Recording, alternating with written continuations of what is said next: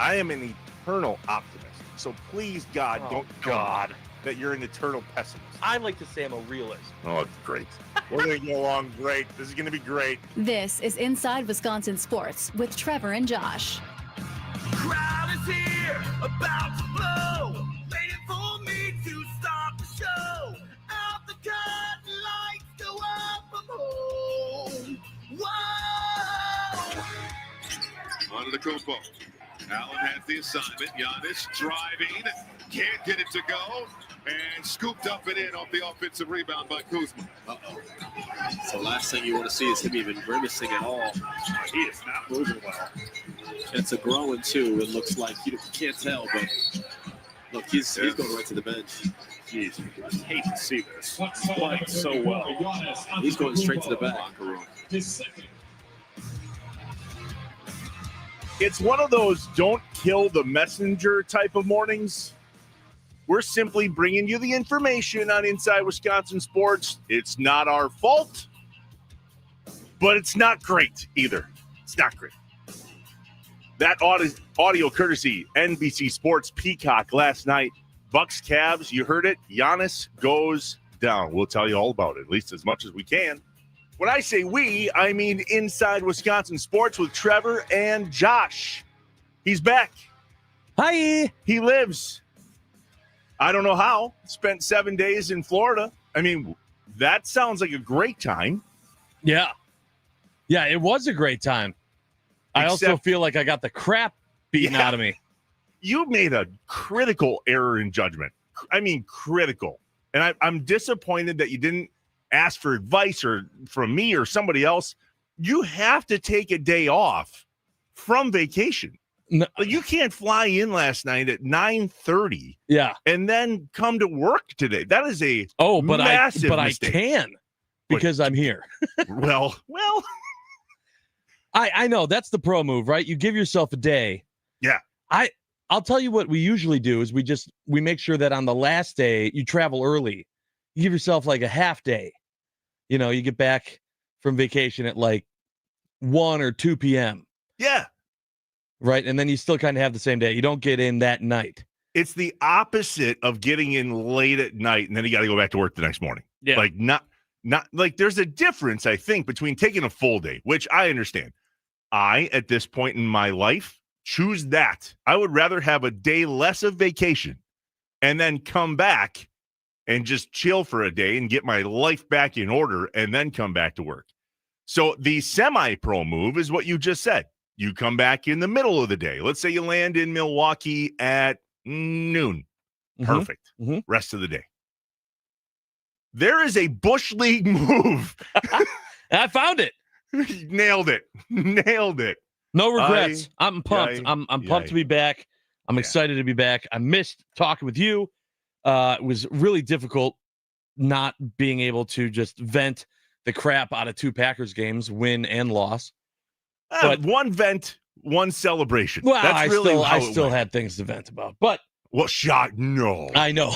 No. I know. Who, me? What couldn't be? I know. But no, very excited to be back. Very excited to be talking some Wisconsin sports. Get right back into it. And of course, come back as I'm on the plane getting to watch the game. I got to watch the Bucks game on the plane. And I see Giannis go down. And I'm just like, welcome back, bud. No, we had him. We had Trevor. He was watching basketball. Yep. Damn it.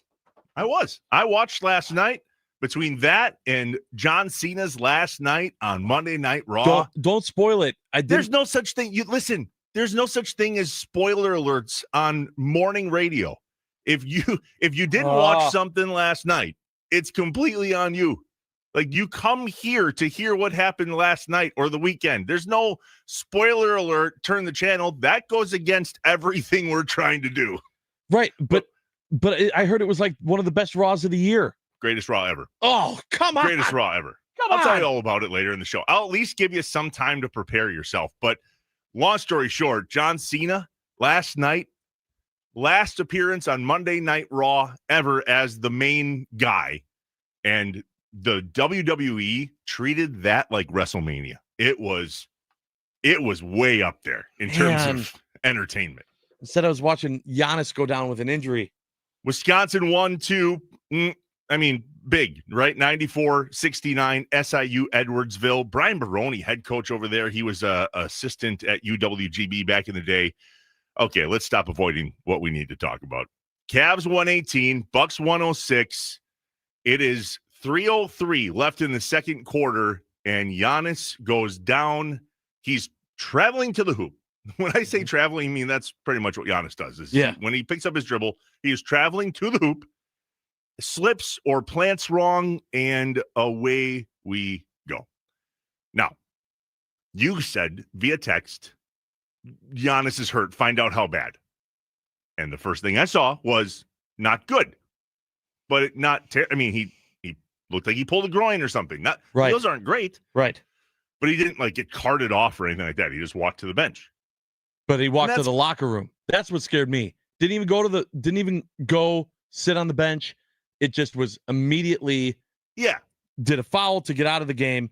Didn't even talk to anyone. Just straight to the locker room. After the game, Doc Rivers says this about Giannis's injury. I think growing, but maybe we won't know anything until tomorrow. It didn't look great, I can tell you that. So we'll know more tomorrow. He grabbed it, I want to say, in the first quarter, and I asked him then. He said it was fine. Then I think he grabbed it again, and he said it was fine. And then the third time, is when it happened. But I think it happened earlier, in my opinion. I don't know that factually. I don't know his history. I don't know if he's ever had a groin. So, and we don't know if it's that. We'll do the imaging tomorrow, and we'll know tomorrow a lot more. Wait, what? Wait. Did he just say he grabbed it twice in the game prior to going down the third time? Mm-hmm. He did say that. And I spent a lot of time on Twitter looking for that. Twitter, by the way, not to have too much of an ADD moment. If you're trying to watch our stream right now and stream the show on Twitter, you're going to see that your Twitter's not working this morning. Oh, it's back. Oh, it's back. Okay, good. Yep. All I had to do was say that on the radio, and then it would come back. Magic. But I was watching, people were posting recordings of their TVs of him before he went out kind of grabbing at it. And I'm going, what are we doing? If we knew, all of a sudden now we're not going to play precautionary basketball? What? Why? What? Not good. That's on Giannis. I hate to say that. That's going to be an unpopular opinion. He has to leave the game. He needs to know where he is with the Bucks. He needs to understand the team without him. And if he feels something, you got to pull yourself out of the game. That's one. Two, Doc, you saw him reach for a potential injury twice and didn't pull him out of the game? Doc! What are you doing? What are you doing? Have you watched your team without Giannis this year? Well, he got to. He got to last night. It wasn't terrible. That's the good part. It ended bad, but it wasn't as bad as you would have potentially expected it to be. I feel like this happened once when you were out as well against Charlotte. Konkanippel at Charlotte. Giannis didn't play. And I was so jacked. And I thought of you right away. And I believe I don't know if I MF'd you under my breath at home, but there was a moment where I was like, oh, great. Now Josh is gone and Giannis isn't playing. And now I have to sit through this. Yeah. Thanks. I know. And I would be lying if, as I was worrying about Giannis, the thought didn't creep into my head of, man, Trevor was watching basketball and now Giannis is going to be out and we're going to lose him. We're going to lose all of the work that we did getting him to watch Bucks basketball because Giannis is out. And that's what I said. Giannis is going to force you to watch it. Not anymore. So they say, they're going to find out more today. I mean, that was all he was really saying. Find out more today.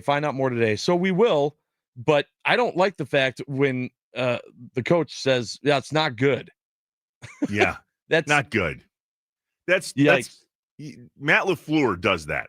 If there's an injury in the Packers game and he says, yeah, this doesn't look good, or yeah, this is going to be anything other than, it seems okay. It doesn't appear to be career ending. We'll go day to day and get more information tomorrow.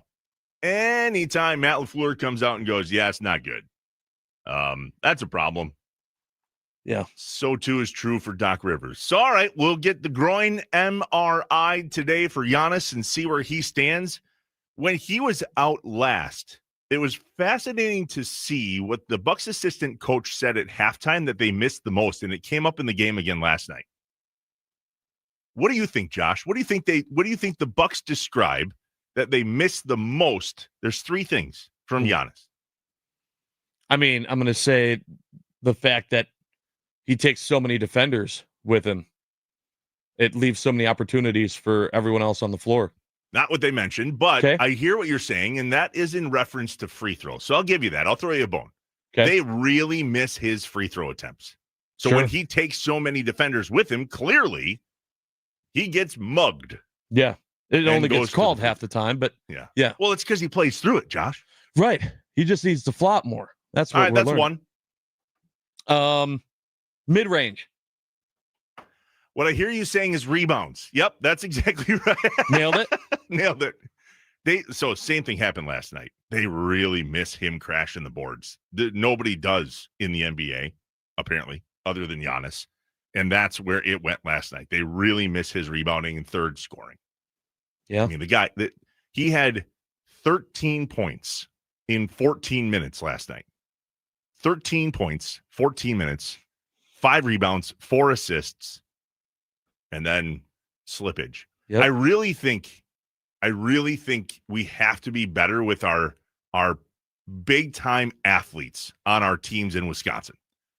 We'll talk about this later in the show.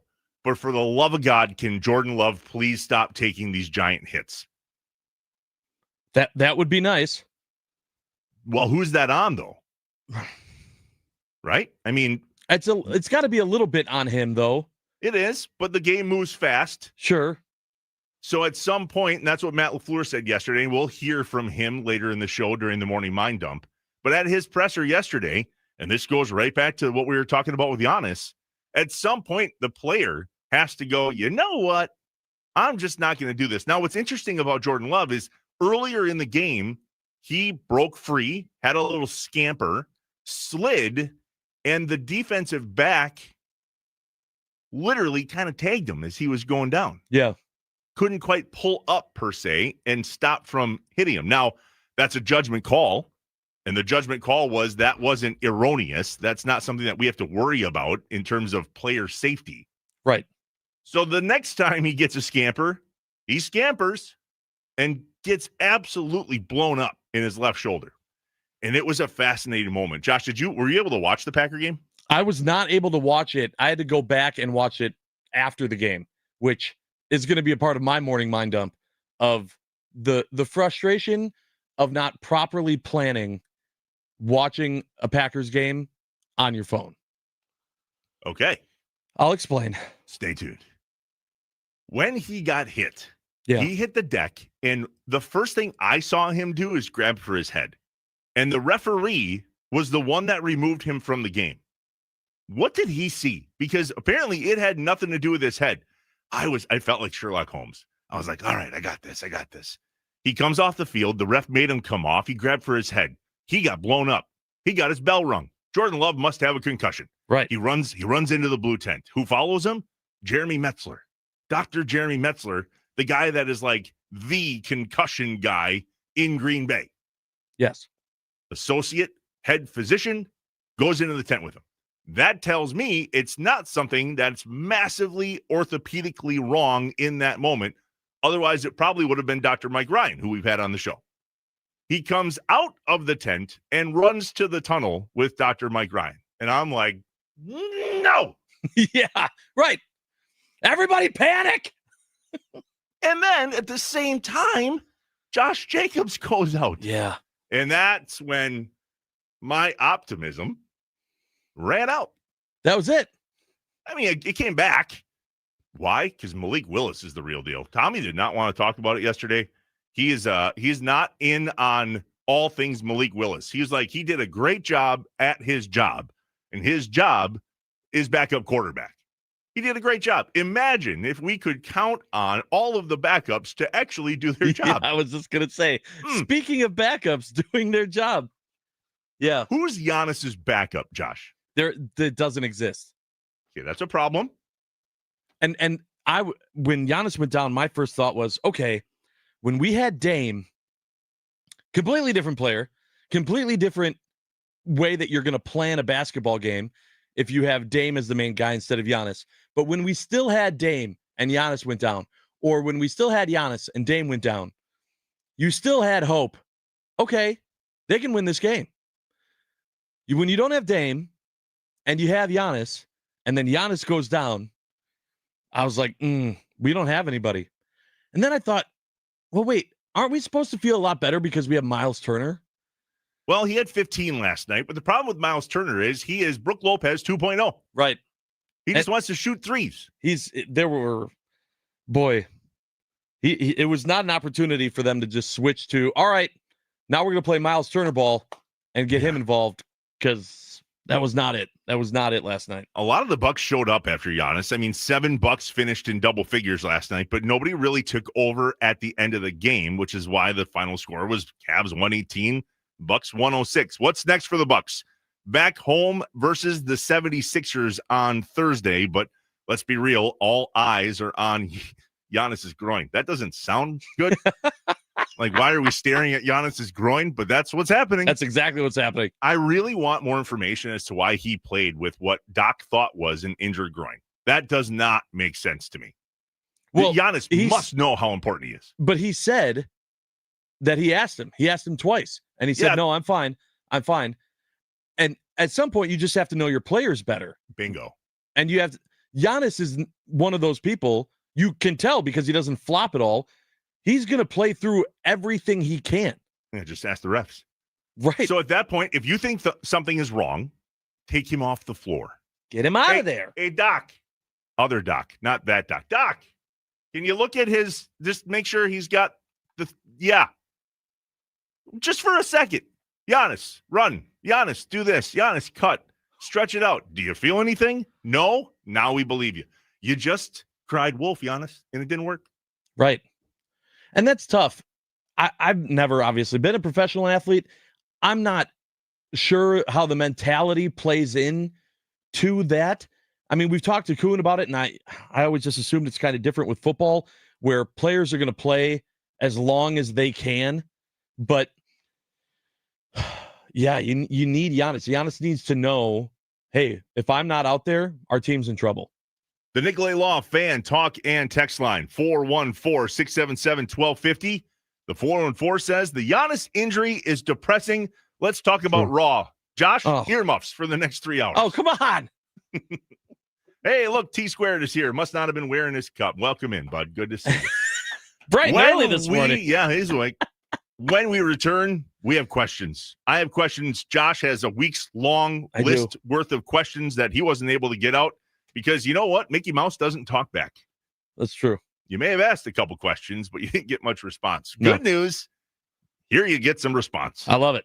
The Nicolay Law fan talking text line 414-677-1250. We are live on YouTube, working on it on the Twitter. It had a little seizure or something this morning, the Twitter did, but it's back. Elon got it fixed. And next, we answer your questions and sometimes our own, and we've got a few. It's Inside Wisconsin Sports with Trevor and Josh on the Wisconsin Sports Radio Network, powered by the Potawatomi Sportsbook.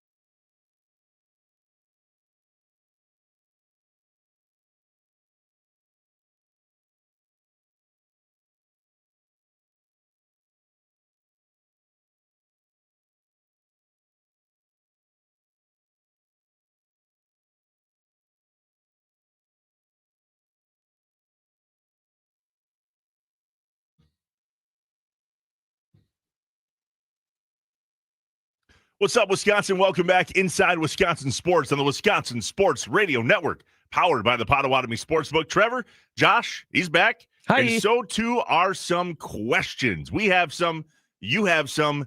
The Nicolay Law Fan Talk and text line is open for those questions. 414-677-1250. All right, let's ask some questions.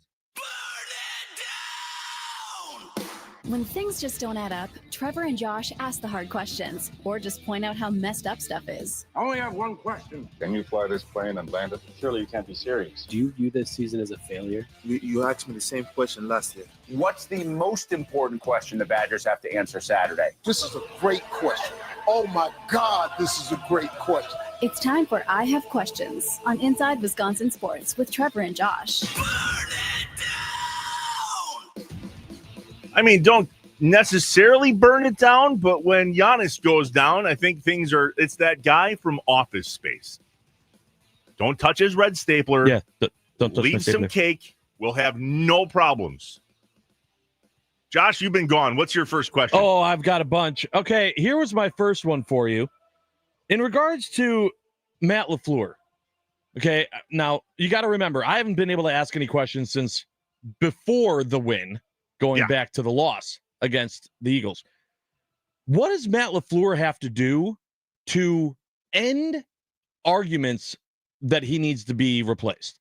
Everyone is saying, all the questions have been towards, what is it going to take for him to for the Packers to finally move on from Matt LaFleur? How much more suffering of terrible play calls, blah, blah, blah, blah, blah. I want to go the other way with it and say, Packers fans, what does Matt LaFleur have to do to make you go, all right, take back Tuesday, I'm taking it back. He's our guy. Yeah, win is the big one. So yesterday, he won. Now it's over? Yeah, it was yesterday. We really did not converse much at all about Matt LaFleur's job yesterday. Now, last week, Tuesday, different story. But that's my point. So if we're flip-flopping that much on Matt LaFleur and how we feel about him just based on if they a win or a loss, then are we really don't we have to kind of take a look at ourselves as fans when we're saying, off with his head? Well, I'm done with Matt LaFleur. Oh, he won? All right, yay! Yeah, there was a lot that went wrong in that last game and a lot that went right in the game on Sunday, and I think that helps, right? Okay. Because there were some opportunities. Were there opportunities on Sunday? There were opportunities, and we'll talk about those later in the show, too. A lot of missed opportunities. But nonetheless, a dub, and Jordan Love played really well. And I think if there was something in people's craw after that last loss, it was that they did not seem on the same page. Not much felt like it was on the same page. And you can't help but look at the head coach and go, are you on the same page or not? Josh, there was one point in that Monday night game where Matt LaFleur, who says he's done this since he got here, turned around and used one of those tote things. I don't know what it is, thing on wheels that carries equipment. And he had his back to the field almost the entire defensive series, looking at one of those Microsoft tablet deals. Yeah. Had a marker in his play sheet. That was a bad look for a guy that went on to lose that game. He didn't seem dialed in per se. Sure. So, but then they won. Yeah. But then they were also on the same page. They also really looked like they were on the same page on Sunday. So let's say that happens again this week. Then are we that they're on the same page again? That is it 2 weeks in a row that they're on the same page? Now we're going, all right, let's end all this is my point, right? Is that we've gone so back and forth. This year has been so hard to pinpoint as a Packers fan on what this team is or what team we're going to see week in and week out. What is it going to take for us to put this to bed and focus more on the season? That's my question. Okay. Is it took a breath in? Is it 1, 2, 3 wins? Well, it was one. I mean, yesterday, that literally, if we look back in the talk and text line, how maybe a couple people were calling for Matt LaFleur's head. It does come down to wins and losses. Listen, at the end of the day, if the Packers make the playoffs and let's just say they finish 13-3-1 or I don't know, 11-5-1, Matt LaFleur's not going anywhere. That's just the way it is. Right. So it does come down to winning. They can have all the miscommunication and missed opportunities and all of that. But the ultimate piece that's going to be his demise is the L column, not the W column. So to answer your question, I think winning, because it went away pretty quick yesterday.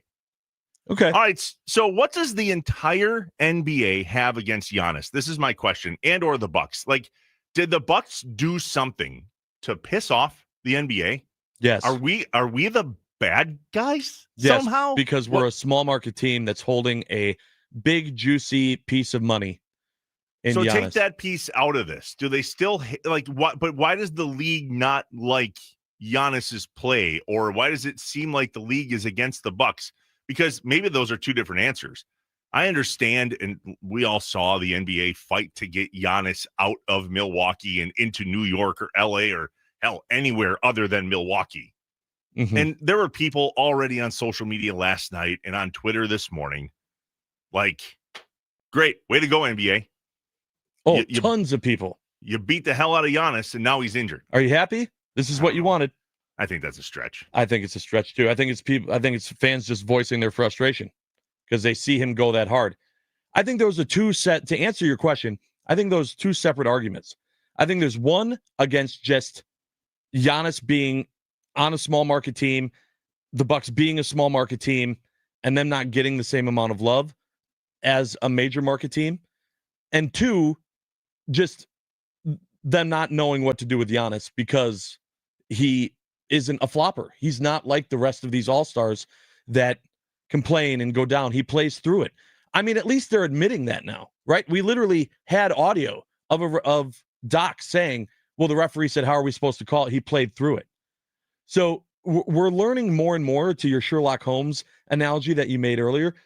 We're learning more and more of how to answer your question, but they're two separate problems. It's did you see the foul call on AJ Green, by the way? No. He literally got thrown to the ground like a little boy just got tossed around by a giant man, and the foul was on AJ Green. Okay. I did see a technical foul on, I believe it was Gary Porter Jr. got chucked as well. Listen, the NBA seems chippy as it's ever been. Mm-hmm. And because it's full of Madonnas. The whole thing is full of you couldn't possibly get through one game without somebody. Will we just throw some haymakers and get done with it? Well, they're losing money on the gambling. Sorry, too soon? Okay. Yeah. That's going to infect other sports too. Yeah, that's true. Somebody spit on somebody. Oh, wait, that happened. What? Seriously, what is up with the NFL and the Spitgate crap? Yeah, what is with that? Of all of the things that you go to in the repertoire, right? Spit ain't one of them. Why is that a thing? When did that become a thing? So in a world where cameras exist. In a world. Right. Buddy, you don't get to say, I didn't spit on him. Well, then you need to go. You're having a stroke because you're drooling. Like you don't even know how bad. Projectile drooling. Projectile. That's what you're doing. We have cameras. We can see every blade of grass. And you think we're not going to catch any interaction we want?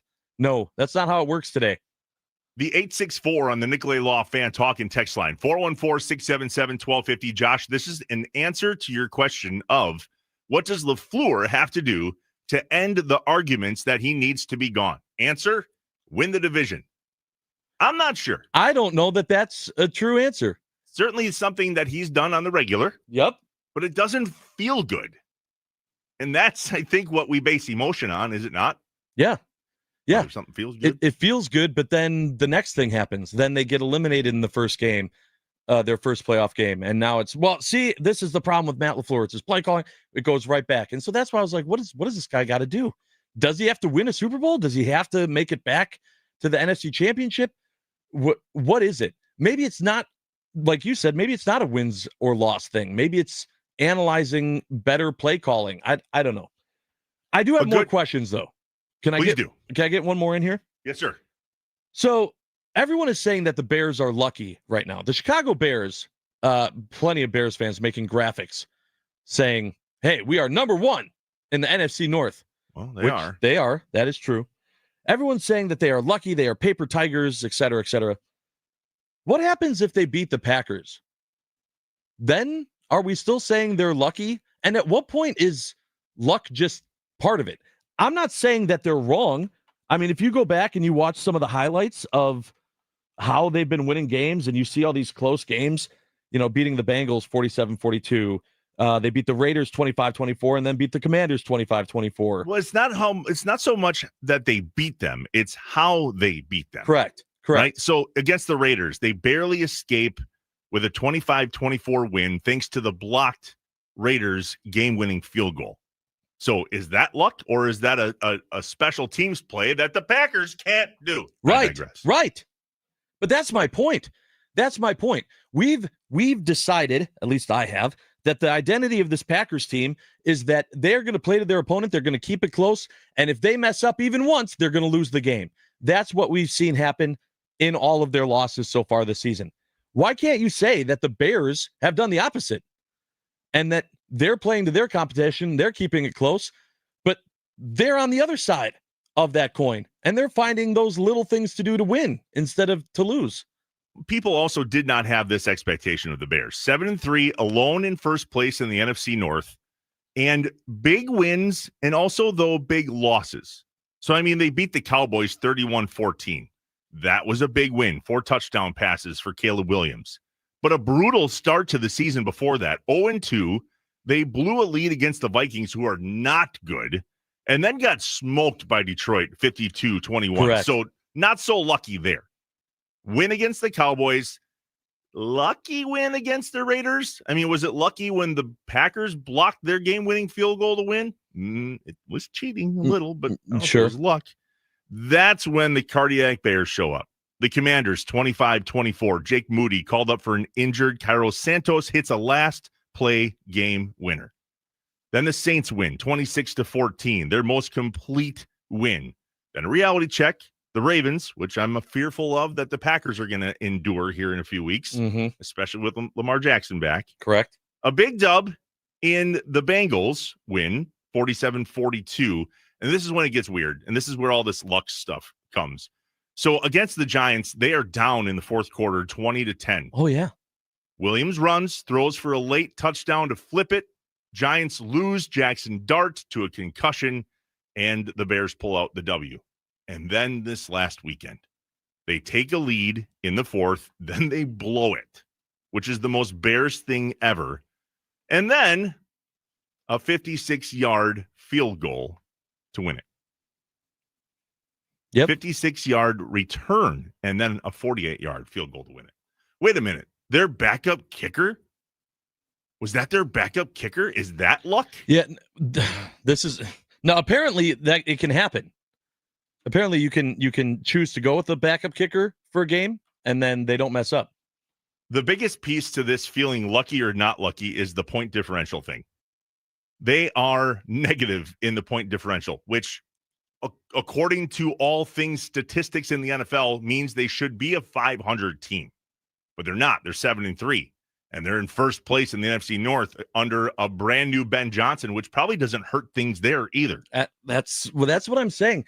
I don't remember exactly when I said it, but I believe at one point I said, is this going to be a situation to where 3 teams in the NFC North make it to the playoffs again? You know, last time it wasn't the Bears that were in, but is it going to be just the Vikings on the outside? Boy, I don't know. The Packers are going to get a real good look over the next 7 games. 4 out of the next 5, I believe. For sure, 3 out of the next 4 are against division games. Vikings, Lions, Bears, Broncos, because they're not doing well, and then back against the Bears. Then the Ravens, and then the Vikings to close out the season. By the way, Vikings not good at football right now. And the fact that the Bears took them down to the wire in both games they played, maybe that's where things feel a little lucky. The most electrifying sound of the day, is that luck or is this bad? There's good luck and bad luck. Yeah. Well, we'll find out in just a second. That's next. This is Inside Wisconsin Sports with Trevor and Josh on the Wisconsin Sports Radio Network, powered by the Potawatomi Sportsbook.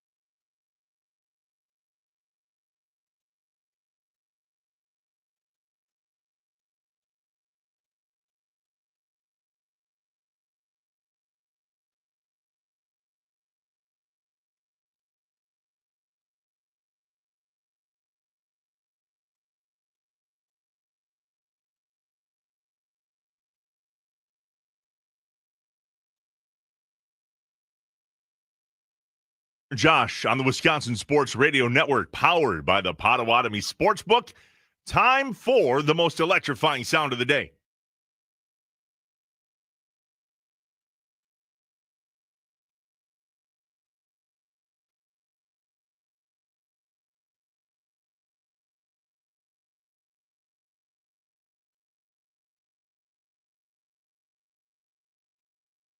And now Cole will take his time. There's 5 on the shot clock. Giannis has to go to work. Fading away. Baseline J is pure. And if he hits that shot, then he's going to be the greatest player in the history of the game. There's nothing you can do if he's hitting the one-legged dark fadeaway.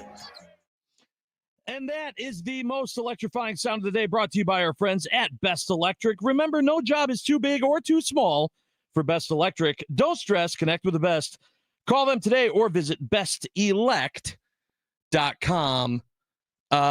Man, that was a pretty fadeaway. It was all the things that Giannis has been working on and getting better at. And is that the last Giannis electrifying sound of the day we're going to have for a while? Sure, Maybe might for be. a minute. For sure this week. I would imagine that no matter what the MRI looks like today, he's not going to be back for Thursday's game. By the way, that's what made Jordan the greatest player of all time, was that fadeaway J that he was able to do from literally anywhere on the court. Mm-hmm. It's pretty fun watching Giannis do that. Was. Was. The Nicolay Law fan talking text line 414-677-1250. Some questions, Josh, that we need to review as a holdover from I Have Questions. Here's the first. Why now, though, with Giannis and the rest of Milwaukee in general? It almost appears as a league at its last resort to send Giannis a message. That's not good. That's what I was asking about. Why does the league, quote unquote, hate Giannis, or why now? I don't know. Yeah, he went on to say, this is Jake in the 262 who said, it's like as if the league is saying, you won't win if you stay there. Sounds crazy, but how low would they really stoop? This is the first time I've seen a large amount of fans question this. I think they're questioning the idea that Giannis should not have to play through all of these calls, but this injury had nothing to do with the aggression. If anything, it had to do with not using our dome, Doc. Yeah, and a little bit Giannis. A lot of it Giannis. If he knew that something didn't feel right, he has to understand he's got to take himself out. The 864. Reminder, the reason Ed Policy didn't extend anybody is because they were dominated in the division last year. All right, that's valid. I wonder when their extensions are going to come, though, for Matt LaFleur and Brian Gutekunst. That's a good question, because Ed Policy did come out and say he wants nothing to do with lame duck contracts. And if they head into next season with no extension for either, that would be a lame duck contract, which makes me believe. And the question is, if this doesn't go well, are they going to move on from Matt LaFleur and or Brian Gutekunst if they don't have a contract extension by the end of the year?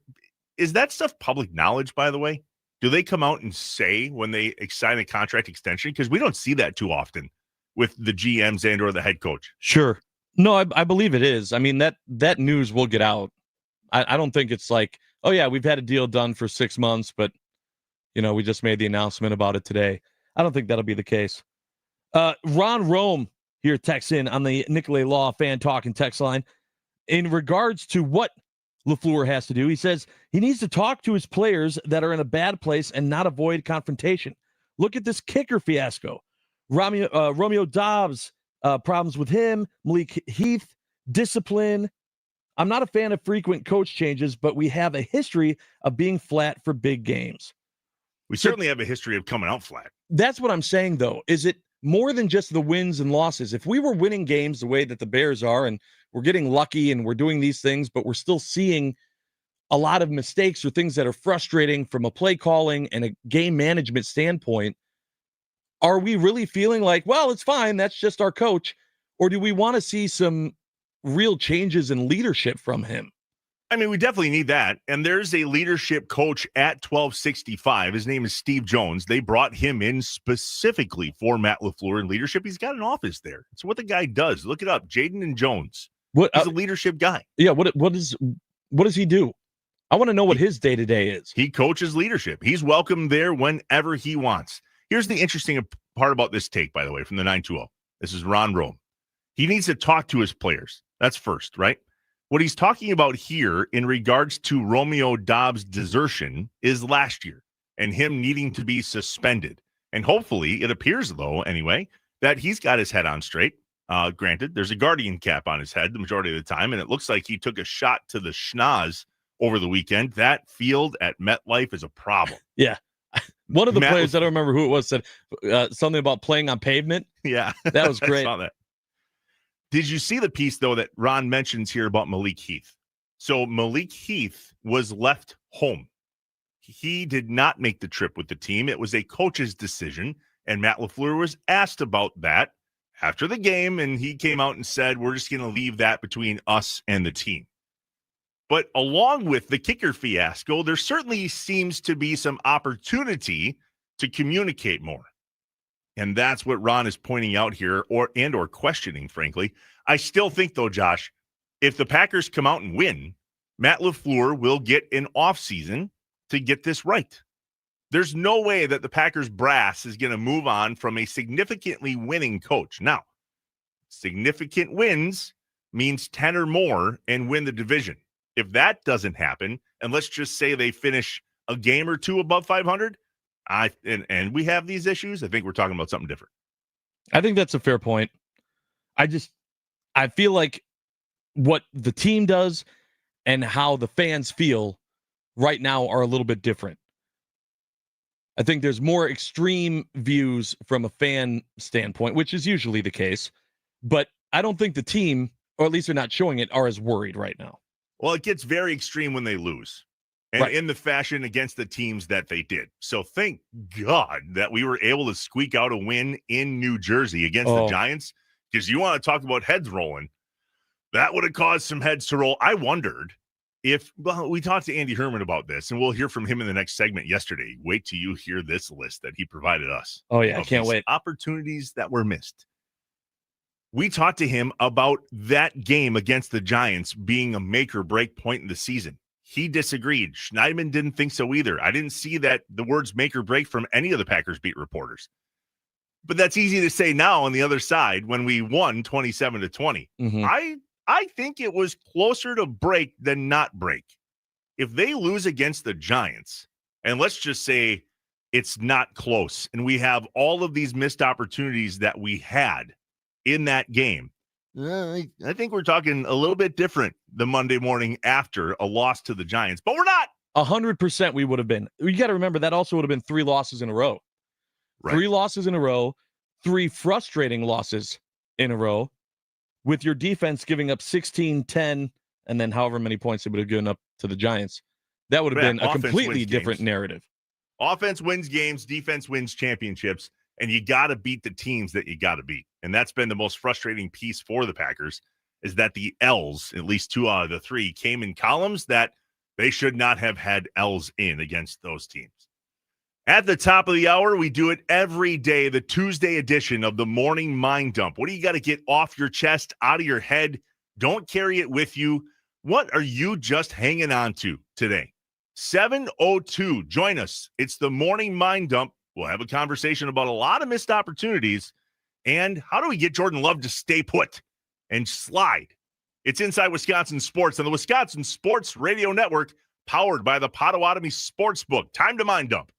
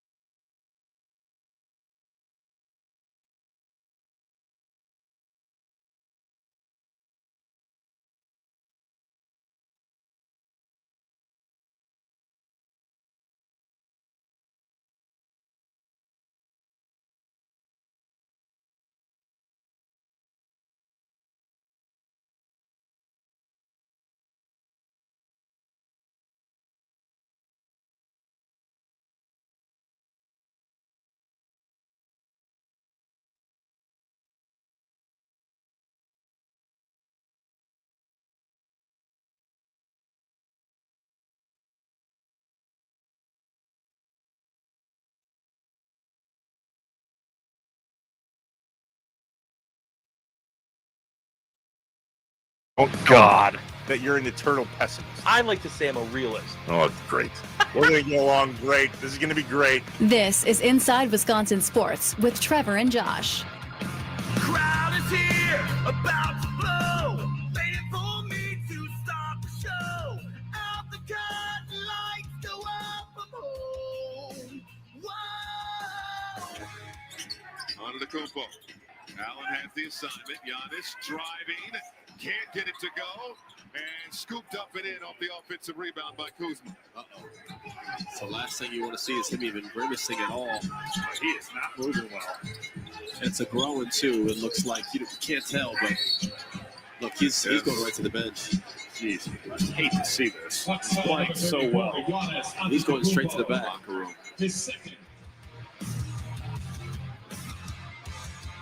ANTETOKOUNMP. No! Well played. Thank you. Inside Wisconsin Sports with Trevor and Josh. Josh is back. What's up, buddy? Hi. The Wisconsin Sports Radio Network is statewide and powered by the Potawatomi Sportsbook. I am here in Green Bay at 99.7 WNFL. Josh is there in Milwaukee at 12:50 a.m. and 105.7 FM The Fan. You, Wausau, are there with us on 93.9 The Game, and Duluth Superior check it in this morning on 710 The Game. Follow us on all the socials at WI Sports Radio. In case you missed it, things are not well with the Milwaukee Bucks this morning.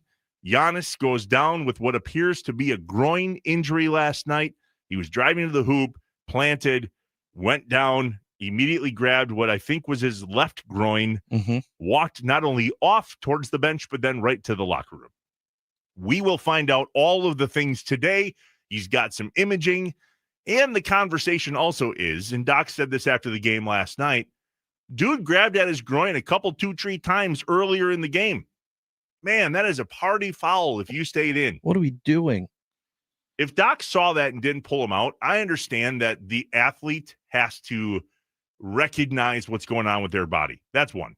But if Doc saw that and didn't ask questions or pull him out or have him looked at or anything to keep us from having this situation, well, then maybe that's a question for tomorrow based on how we see the results of his imaging today.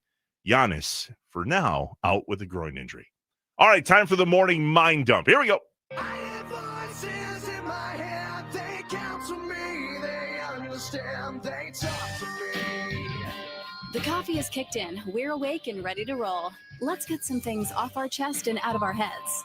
You don't know what it's like to be me out here for you. It is an up at dawn, pride-swallowing siege that I will never fully tell you about, okay? I'm as mad as hell, and I'm not going to take this anymore! I'm in a glass case of emotion! What we've got here is failure to communicate. We've got no food, we've got no jobs, our pets' heads are falling off! It's time for the morning mind dump on Inside Wisconsin Sports with Trevor and Josh. All right, time to get it off your chest. Get those voices out of your head and check in with us on the Nicolay Law Fan Talk and Text Line. 414-677-1250. Josh, let's talk about opportunities. Okay. There's many opportunities that the Packers had that they missed on in the game against the Giants. Matt LaFleur was asked about these opportunities in his presser yesterday, and here's what he had to say. Say the missed opportunities is what kind of bothers you. Oh, does it? Oh, you don't say. Just bugs you. Got it. Okay. Well, if there was, an opportunity or two, I could say that would just be a small bother. Mm-hmm. Hey, Andy Herman, can you list off, please, the opportunities for us that were missed the other day? So I went through and I listed the errors / mistakes for Green Bay throughout the course of the game. Carrington Valentine dropped interception. Luke Musgrave fumble out of bounds. Romeo Doubs drop on third down. Carrington Valentine dropped interception. Fitzpatrick drop. Rasheed Walker holding penalty. Missed extra point. Holding penalty on a punt return. Romeo Doubs dropped. Dontavian Wicks dropped. Edgerrin Cooper missed tackle on 3rd and 15 that led to a first down. Somehow Jameis Winston stumbles a quarterback sneak for 10 yards. Isaiah McDuffie pass interference penalty. Bad snap that leads to Jordan Love throwing awkwardly to Luke Musgrave, who then drops/fumbles, but thankfully only drops the pass. Missed extra points. Watson drop on third down. Isaiah McDuffie truck sticks Javon Bullard into a dropped interception. Keyshawn Nixon dropped interception, or maybe tipped away at the very end by Xavier McKinney. Either way, opportunity for a pick that went unpicked off. Face mask by Colby Wooden. Romeo Dobbs drop. Josh Wiley holding penalty, and then a kick into the end zone at the end of the game that brought the ball to the 35 rather than making them return it and hopefully holding them under the 30-yard line. Other than that, they played great, though. Anything else? No, that's it. That's all. Good God. Yeah. Now, you could say some of the take the penalty stuff. I mean, there's penalty mistakes in every game. Well, there can't be, though. These penalties that the Packers have been up against are stupid-minded, lack of leadership type of penalties. I agree with that. It's too much. Very few times does a team go perfect, not have any penalties, against it. Yeah, So, it's not a perfect game. Matt LaFleur said that yesterday, too.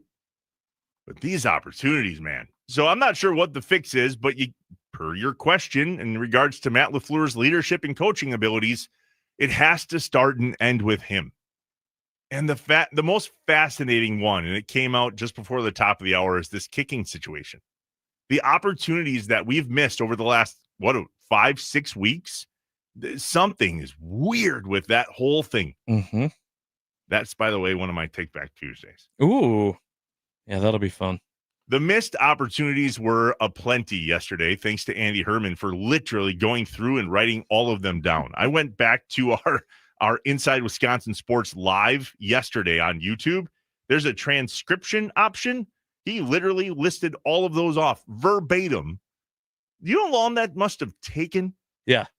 To go and find? When you do it every day, when you're talking Packers every day, like he does, Andy knows ball. The 920 brings up a good point. Imagine how good of a team we are with all of these mistakes, and we still won. And that's the morning mind up piece to this. So many people in conversation yesterday were saying if half of those opportunities, hell, if a third of those opportunities are actually brought in by the Packers, spread it evenly across the board. If a third of those, that's a blowout. I mean, that is a blowout win. But that's what I've been saying all season. That's what this team doesn't do.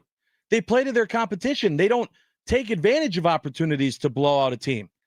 That Giants team was hurting. They were not at full strength. They weren't even close to being at full strength.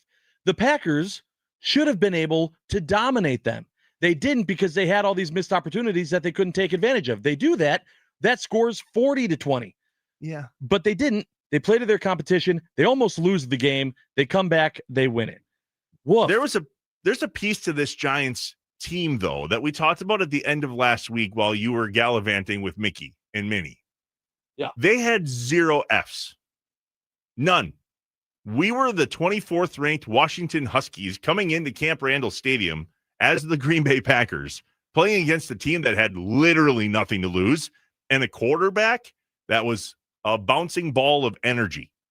Teams feed off of that. We do not have bouncing balls of energy on the Green Bay Packers. I haven't seen one. Can you think of one? Week 1, it was there.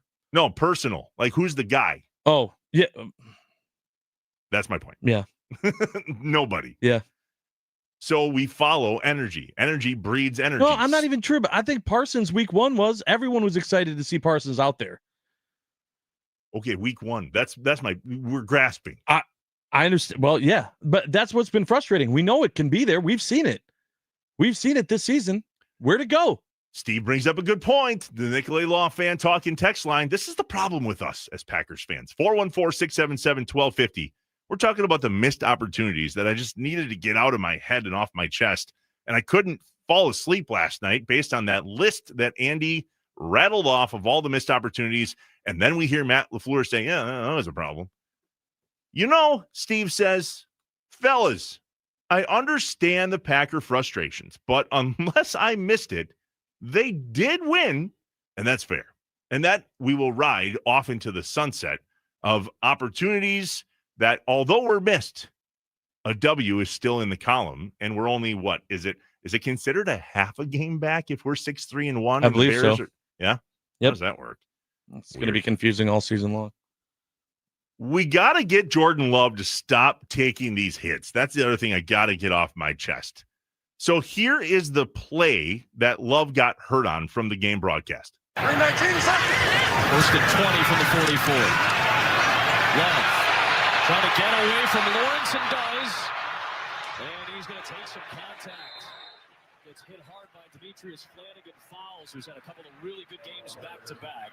Picks up just 4 yards. And Jordan Love, after taking that Flanagan Fowles hit, is going to the sideline, and Malik Willis is ready to go. Love shaking out that shoulder. That's the side of the body that he took the contact from Fowles. I mean, it was a big hit. A big hit into his left shoulder. And the rest is history. Now, he came back out quickly, and it was taped up. And I noticed right after the game, the tape was off of his shoulder. So that's that. With me, brother? That's that. Yeah. The shoulder was taped. It was no longer taped, and away we go. Now, Matt LaFleur has a thing or two to say about Jordan Love taking these hits. Like, how about we don't? Matt? He's doing good. Obviously, he's definitely sore. I mean, that was a pretty big hit. One of those that you just come on, man. Can't put yourself in those situations. Come on, man. Are you kidding me? Well, that's the truth, though, dude. Slide. Yeah, but that's not how you handle it as a coach. Come on, man. How do you want him? How do you want him to handle it? Get pissed at him. Oh, that's not a thing. Not here, dude. He came in and said that the game moves fast. We all know that players are playing football and not thinking about what necessarily is going to be in their best interest. The problem with that, and I think this goes back to coaching, Josh, that was on 1st and 20 in the second quarter. Mm-hmm. That's a bad. This isn't a goal line take. You didn't take a hit like that jumping into the end zone to go ahead in the game late in the fourth quarter. Correct. That's a completely different ball game. I'm just saying. I think that's right there. I think you just made my point of why maybe you do need to get a little angry at your quarterback and be like, do you not realize the situation? Are you not seeing the potential big issue that you put this team in when you made that decision? But why did he make that decision? That's my question. I went back and looked to see if this was something that Jordan Love kind of has a history of. The only one I could find was a game against Hawaii at Utah State in 2018 when he rushed and took a huge shot and got a concussion.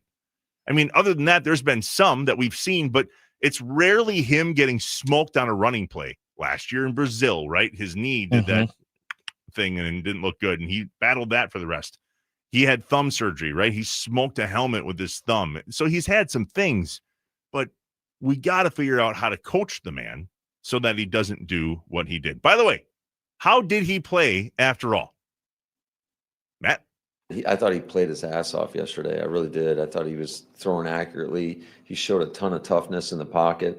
I mean, there were multiple times where he's getting hit pretty good from within the pocket and making throws. So I was really proud of his ability to come back into the game and just show that not only physical toughness, but the mental toughness to hang in there and, continue to keep fighting.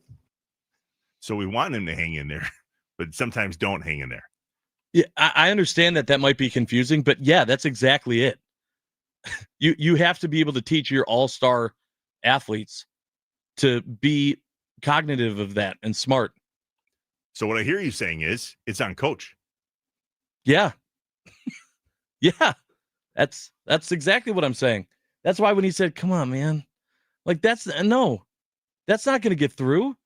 Come on, Dad. That's how you're going to talk to the kid? No. Punishment, discipline. Those are errors. Boy. All right, the Nicolay Law Fan Talking text line, 414-677-1250. We also have a phone call. That actually happens on this show. It's not always text. It's also calls. Brian from Aguanago on the Nicolay Law Fan Talk and text line. What's up, Brian? Good morning, guys. I love this show. I have something kind of humorous to say for a second, but then a couple other points. One, I think we need a coach like Dan Campbell, and we need a coach that has a hairdo like Paul Anzalone instead of a coach that looks like he's at the Howie Long Beauty School before the game. Because twice this year, I've seen him, they show the coaches at the beginning of the game. He's looking in his tablet as a reflection to see if one of the stubs are out of place on the side of his head. And then you show Dan Campbell. Dan Campbell looks like he's got sweat around the collar. He just put a 2-hour work in, and he's wearing the same sweatshirt that he had at the gym. And you see the Packer players quite often under LaFleur take time off during plays, where Dan Campbell's men, they don't always make the play, but they're all running to the ball. And I think perception is reality, and it's not always fair in life. But I think that they fight for Campbell, and I don't think that's the same with LaFleur.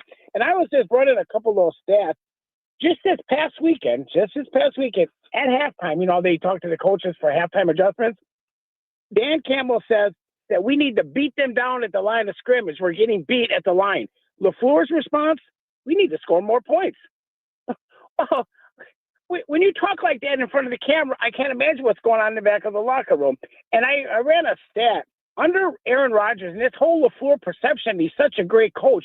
I wonder sometimes how great of a coach he really is. It's like the Dodgers coach. When you got $350, $400 million payroll, are you really that great of a coach? It's valid. Under Rodgers, the Packers are 47-18. Under Jordan Love and LaFleur, 26-22-1. Is he really a great coach? I don't see things changing from week to week, month to month. For the last couple of years, it's the same old thing. They get a lead, and then they start running up the middle. It's like they don't want to hurt your feelings. Even the Cowboy game last night, they were up by 3 scores with 3 minutes to go, and they're still driving for another score.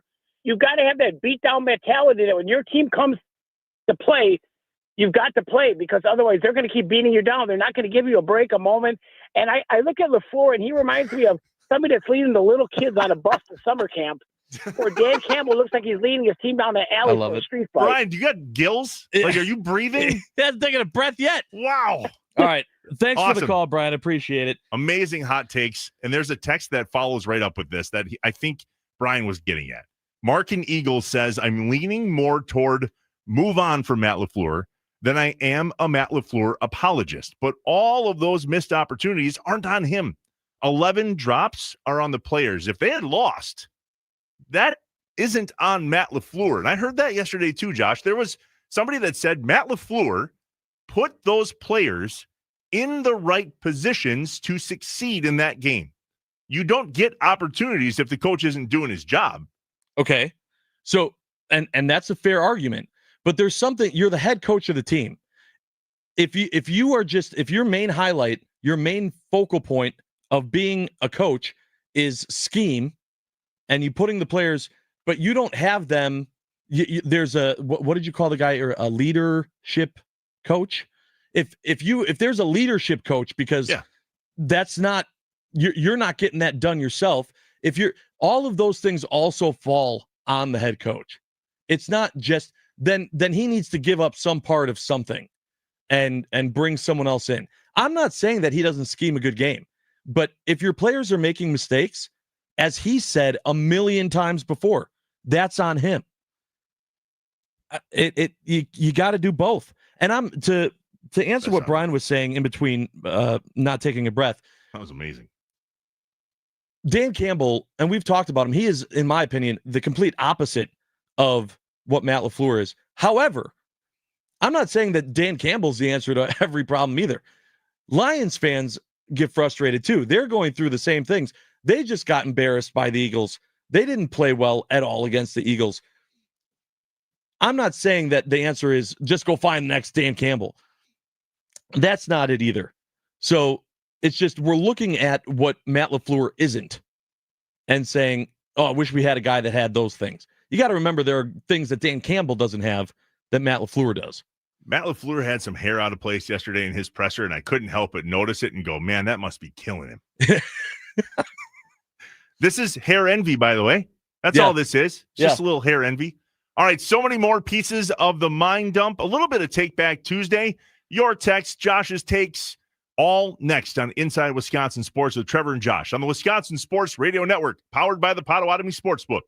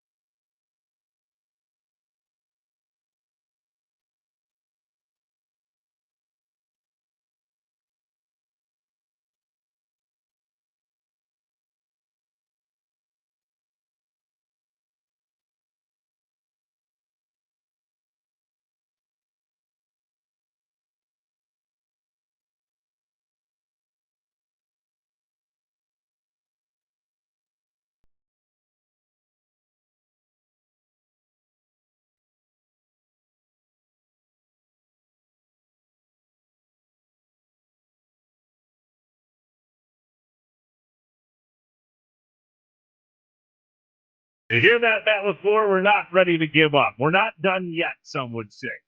Inside Wisconsin Sports with Trevor and Josh on the Wisconsin Sports Radio Network, powered by the Potawatomi Sportsbook, in the middle of the morning mind dump on Inside Wisconsin Sports, and a little bit of Take Back Tuesday here in our near future. But back to the Nicolay Law Fan Talking text line for a moment, 414-677-1250. Ron Rome makes a really interesting point here that I want some feedback on. Sometimes drops are on the coach. I remember when the Packers didn't have many interceptions, and then Eugene Robinson came along, and they used a jugs machine to have catching drills for the defensive backs. And then they started making a lot more interceptions. So I wonder what they're doing in practice. That's a good question. I don't know. What do you think they're doing? Oh, boy. I feel like they're in practice. I feel like they're doing everything I want them to do. It's just, that's why I'm saying I think it's a leadership problem. I really think it's just not getting But to Ron Rome's piece here, is it a leadership problem that they're dropping the ball? But I'm saying, yeah, it's mentally, you have them making dumb mistakes because you don't have your team polished. I think there's a big difference between putting the player in the place they're supposed to be and making sure that the player is 100% ready for the game and has their mind right and doesn't make dumb mistakes. And I understand that can be frustrating as a coach, but does anyone look at the talent that we have on the field right now and go, yeah, no, we need to get rid of this guy? I don't think so. I think that we all agree that the talent is pretty damn good. There's a lot of people that don't agree with that out of this last game based on this conversation and these opportunities. I've been on record saying I think the talent isn't a problem, that we have the talent. However, next man up isn't quite working the way we thought it was. Luke Musgrave did not play a ton, we learned yesterday. No. And Matt LaFleur was like, yeah, we addressed that. He's got to play more. Wait, what do you mean you addressed that with your staff? You're in charge of the offense. That's you. That's what you do. Right. You're driving the car. You're driving the car. That's my point. That's my point. I feel like that's the bigger issue with Matt LaFleur. It's not that he can't put a great play out there. It's that just as a coach, he's not executing what you need to do as a leader to get your team ready. B Hintage maybe puts a good button on it, bow on it, whatever people call that. I keep getting corrected on. Somebody tell him how to use that. I don't care. I love it. Put a bow and a button. Keep your pants on. B Hintage in West Dallas. I will no longer call for Matt LaFleur to be fired this season. While I don't think he's a good leader of men, I've accepted the fact that he will not be fired during the season. I pledge as a Packers fan to support him and the Packers for the rest of the season with hope that we are all overreacting and he and the Packers will get it together and peak when it matters in the playoffs. Lord, hear my prayer. Amen. Amen. B Hintage is Catholic, I think. Yeah. Here's a thing, B Hintage. First of all, I'm not going to tell you how to fan, but man, does that seem like a depressing way to watch games. You're telling yourself, well, I know I'm not going to get my way and that I just have to live with frustrating management from my head coach. So go get him, coach. That's essentially what you're saying you plan on doing. I don't know that I could do that. I'm watching him. I'm going to keep being frustrated when he gives me a reason to be frustrated. The 262 says Musgrave also had a terrible game when he did play. Yeah. And Matt LaFleur came out and said, we need him on the field more. Oh, why? Yeah. But he didn't play well. We need more of not playing well. I didn't get it. I still don't get it. Josh, you have some thoughts here that you have written down about what you learned while you were out of town. Yes. So this is kind of a morning mind dump / Take Back Tuesday. So this weekend or this trip, the time that I was gone was a double. I had a trip with the family to Disney, and then I broke away from the family for a couple of days, and I went to something called the Warped Tour, Vans Warped Tour, which used to be a time where you would find up-and-coming rock artists they had it on the Summerfest grounds back in the day. They weren't a lot of big names. It's when you came and discovered those big names. Why did it go away? Well, I don't know necessarily why it did, but it came back as like the 30th anniversary, and they did 3 big weekend dates throughout the year this year, and one of them happened to be in Orlando, and so it all tied together. And I went there, and it's a music festival. I mean, bands play for 2 days, 12 hours a day. And I learned that I am old now. because you didn't recognize any of the bands? No, I knew all the bands. I was very excited. They were the bands that I got to see when I was much younger and could go and make it through those whole days, no problem. Wait. Being on my feet, watching concert after concert after concert, and walking back and forth from stage to stage for 12 hours, I was like 9-10 hours in, and I went, man, I'd really like to see that band, but I got to get off my feet. You didn't drink enough. I had a few beverages. And I stayed hydrated. Trust me, I was having many inner dialogues with myself of going, why is this happening? I have bad news for you, Josh. Is it because I'm dehydrated? No, I've been drinking water. Okay. Energy? Yeah. Okay, I ate. What's happening? Why? Bad news, buddy. You're not old. I'm old. No, you're not. 40 is when things change. Well, massively. There's not a soul on the Nicolay Law Fan Talking text line that would disagree. Something happens at 40 years old. I had a birthday party on Saturday that turned into a driveway drunk. Love it. So fun. Had a blast. Couldn't walk when I was trying to get out of bed on Sunday morning, but I was on concrete all day and had a blast. Sat down a little bit every once in a while. Sure. 42 and large mammal. Buddy, you're 35. You should be able to hack that yet. Listen, this was an eye-opening moment for me. This was and I was not the only one. Buddies that I was there with were in the same boat. And now a few of them are 40, a few of them are a few years under 40, but it was the first time when it wasn't just me complaining, it was me legitimately saying, nope, I'm old. I've reached the point of age of saying I'd rather go home and lay down. Oh, I know. You peaked too early. Bud. And so I was curious. I wanted to know from people that are listening to us right now, do you remember the first time in your life? Was there a monumental moment for anyone else where you went, oh, what was that? And I want to know what age you were. Yeah. Because I think you're going to be surprised. What age were you at when you recognized that your body couldn't hack it anymore? Whether it was a concert, an all-day festival, a driveway bonfire on a random Saturday. Mm-hmm. How old were you when you realized that? Nicolay Law Fan Talking text line 414-677-1250. Because what I hear Josh saying is he's there, and respectfully, I think it's a bit early. I mean, I respectfully agree, and that's why I was upset.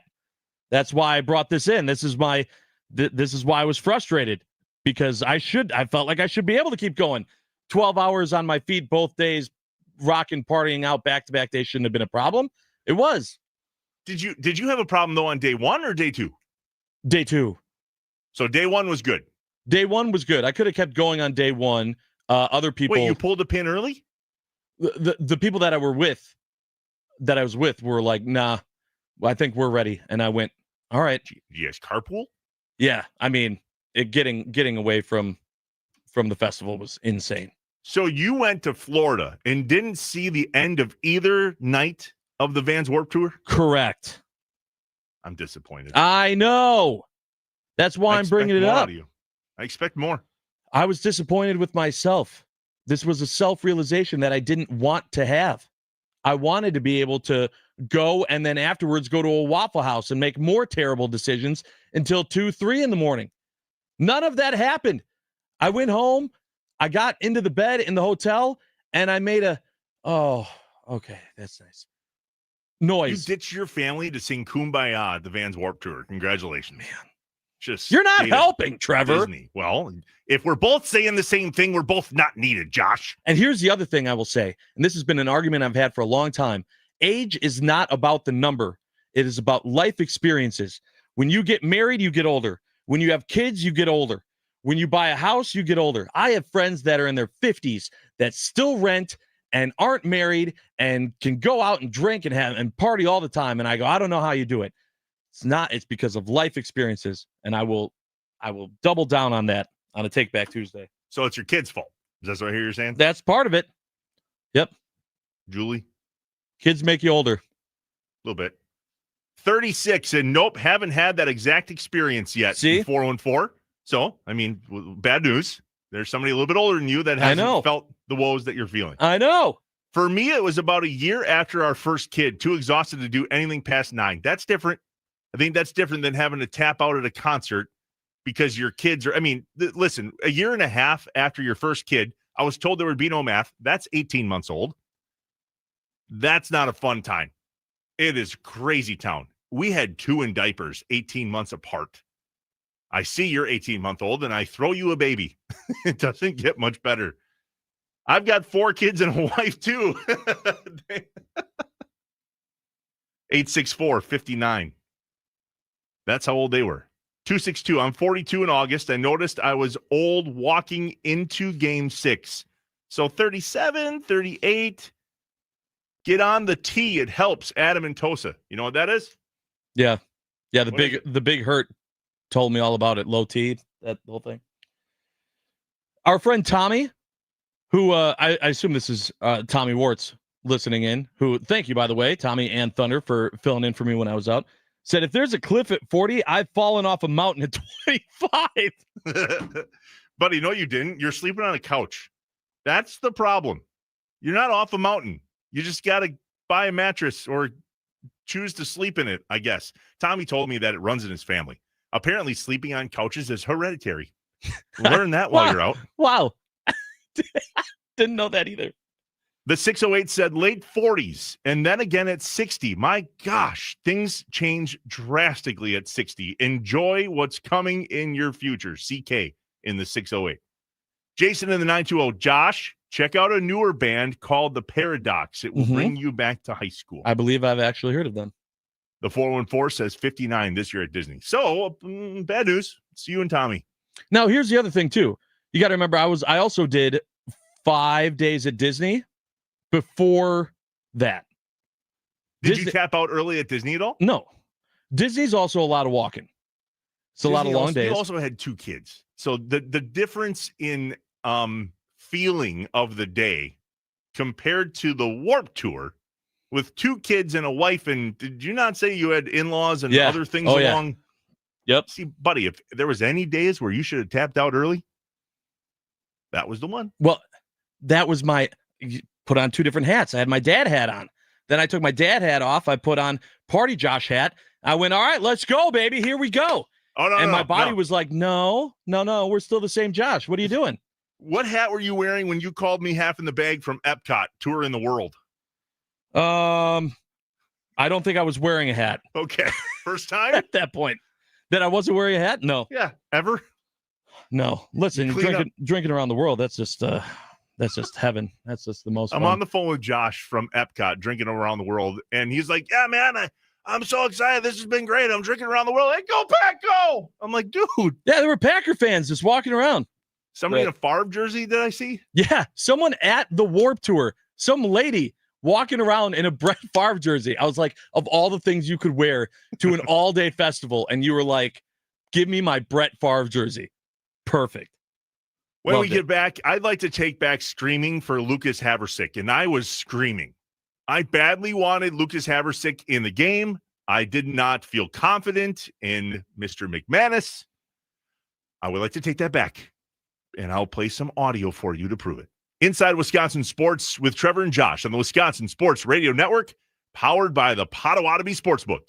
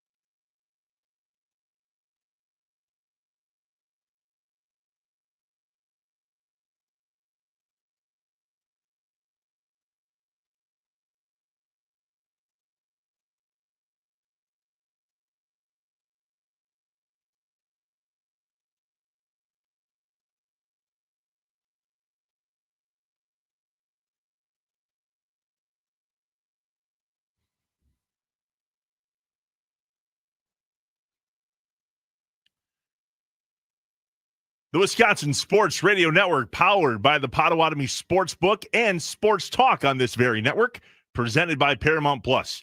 You can't count on much, but you can always count on Sundays with the NFL on CBS and Paramount Plus. Watch your local NFL game live every Sunday all season long. Visit ParamountPlus.com/NFL to get started today. Inside Wisconsin Sports with Trevor and Josh on your radio. A little bit of Take Back Tuesday action here, but first, a quick check-in with the Nicolay Law Fan Talk and Text line, 414-677-1250. Let's put this whole opportunity and drops things to bed. Joe in a neck brace, it seems like we keep trying to find a reason to fire coach. These are professional athletes. They're paid very well to execute. He can't be blamed for drops. I think that's definitely the max amount of opinion, is that at the end of the day, buddy, catch the ball. That you can only not put so much of that on coach. Mm-hmm. I'm not disagreeing with that. Catch the ball. I am saying that there's only so many times you can look at mistakes being made, penalties, all of the things that Andy Herman listed out that we talked about in the last segment or 2 segments ago, and go, okay, there's a leadership problem here. You got to have your team more polished. And they're not. At least they don't seem like they are. The kicking, definitely not polished. No. So yesterday in Matt LaFleur's press conference, he was asked about the kicking woes. Here's what he had to say. At the end of the day, it doesn't really matter whether you got to find a way to get it through the uprights. And it was a challenge. There's no question about it. I think the second one was the whole operation wasn't great in terms of the snap. He kicked the laces, which I don't know if anybody's seen Ace Ventura, but as far as I know, it's not a good thing. For those of you that have not seen Ace Ventura, this is why it's not a good thing. Let's check in with the greatest movie of all time, at least top 5. It was all that Dan Marino's fault. Everyone knows that. If he had held the ball laces out like you're supposed to, Ray would never have missed that kick. Dan Marino should die of gonorrhea and rot in hell. Would you like a cookie, son? What do you know? They're little footballs. Laces out. Laces out, Dan. Laces out. Listen.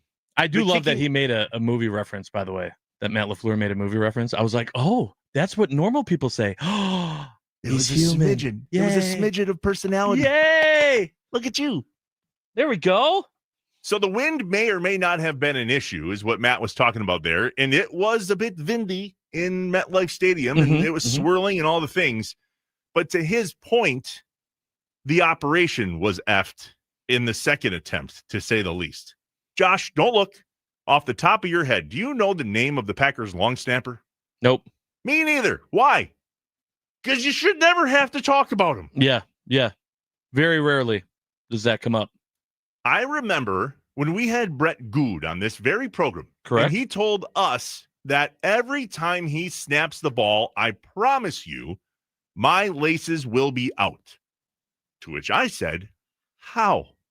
How does one do that? What he's saying is there's a way to spin the ball from a long snapper's position and get it to the point where Daniel Wheeland barely needs to spin the ball whatsoever.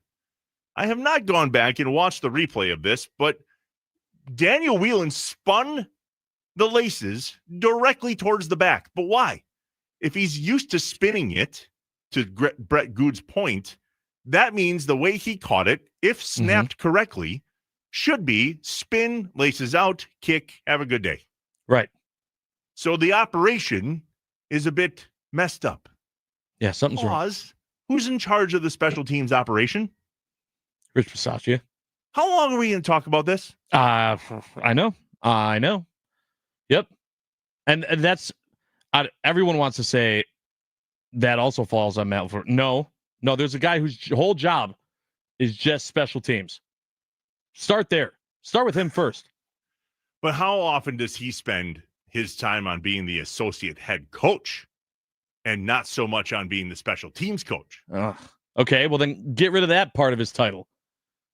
Jeez. Every time Matt LaFleur says, I'm not a kicker, I don't talk to kickers, or I'm not sure how to kick, can you learn? Maybe just, do a little research. Something. Anything to give feedback that's going to change that team's performance.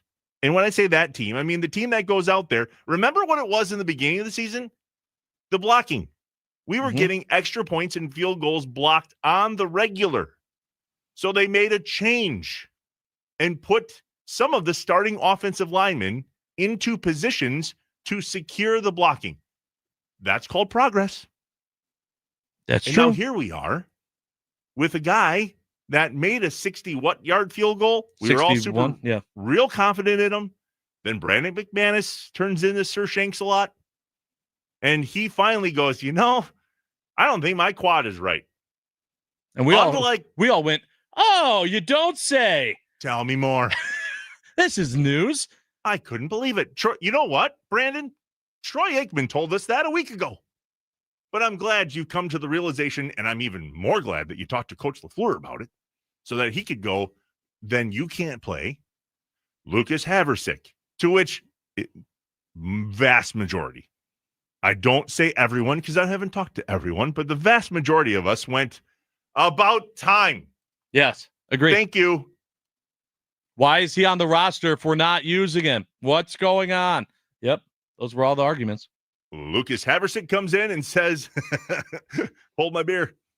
No, I'll give you reason to talk about me. Shank. Yep. Shank. Hey, you made a kick.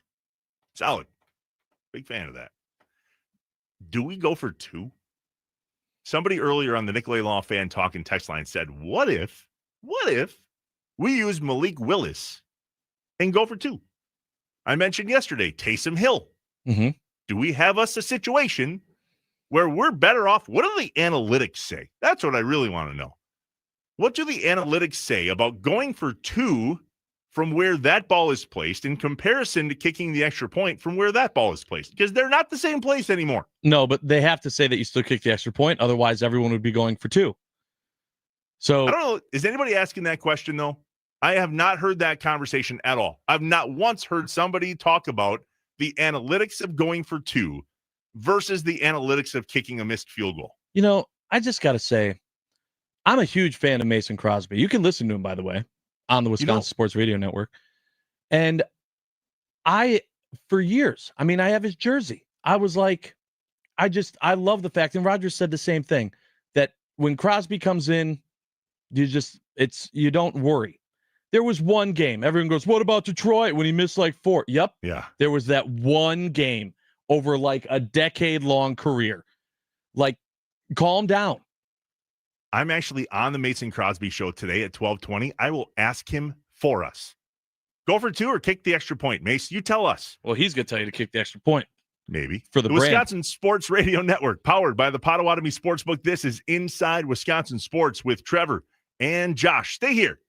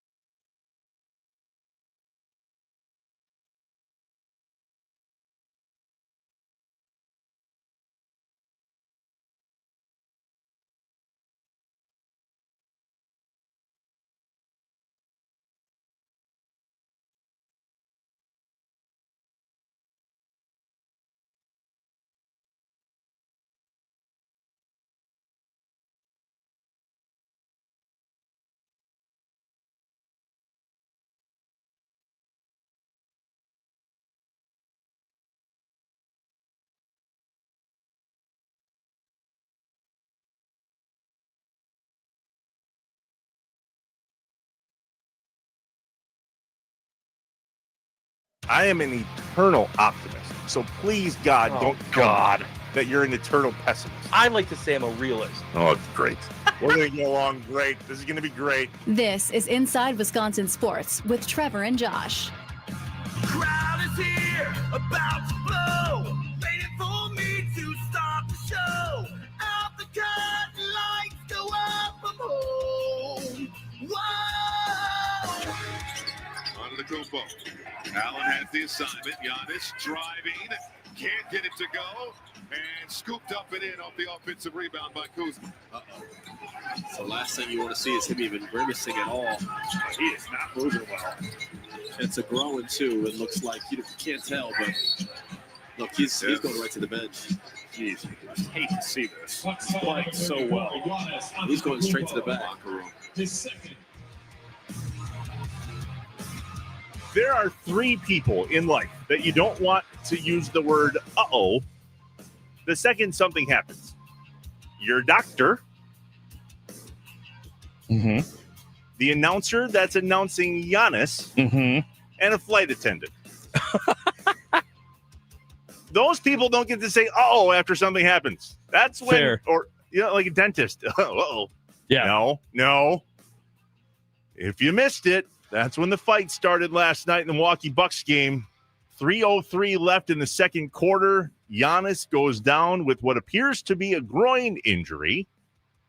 And we are awaiting, breath being held, about what the imaging says back today. We will talk to Ty Windish of the Eurostep podcast at 8:25 about all things Giannis and how worried should we be, and can we win without him, and who needs to step up, and why we shouldn't just drink for breakfast if we're a Bucks fan moving forward. There we go. Yep. What's up, Wisconsin? Inside Wisconsin Sports is on your radio. Trevor Thomas, Josh Albrecht. Hi. The Wisconsin Sports Radio Network, powered by the Potawatomi Sportsbook.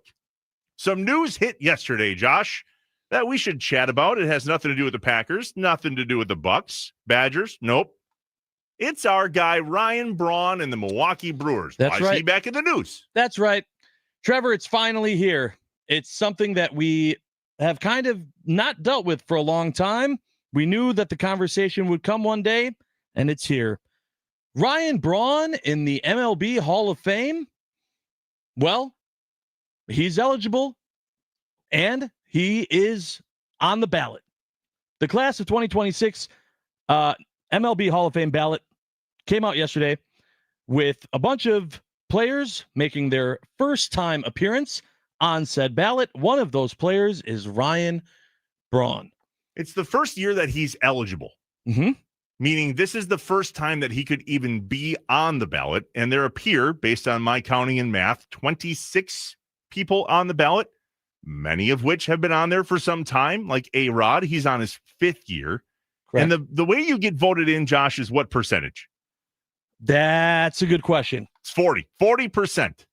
40% of the vote last time around, meaning no other returning player has reached 40%. But I believe the Baseball Writers of America Association, you have to receive, is it 75% of the votes? That's what I thought. Yeah, it's 75%, meaning the reason 40% came up is that no other returning player has ever reached 40%. So in order to get in, you got to get 75%, but there's no player that's on this list that has ever reached 40% of the vote, let alone 75%. And of course, Ryan Braun on it for the first time. So let's start here. Do you think that he is going to be an MLB Hall of Famer? Why is this a question? Because he's Let's on the cut ballot. to the chase. No. Why is this a question? I get where you're going here, but I That's disagree. the only reason. That's the only reason it's in question. I disagree.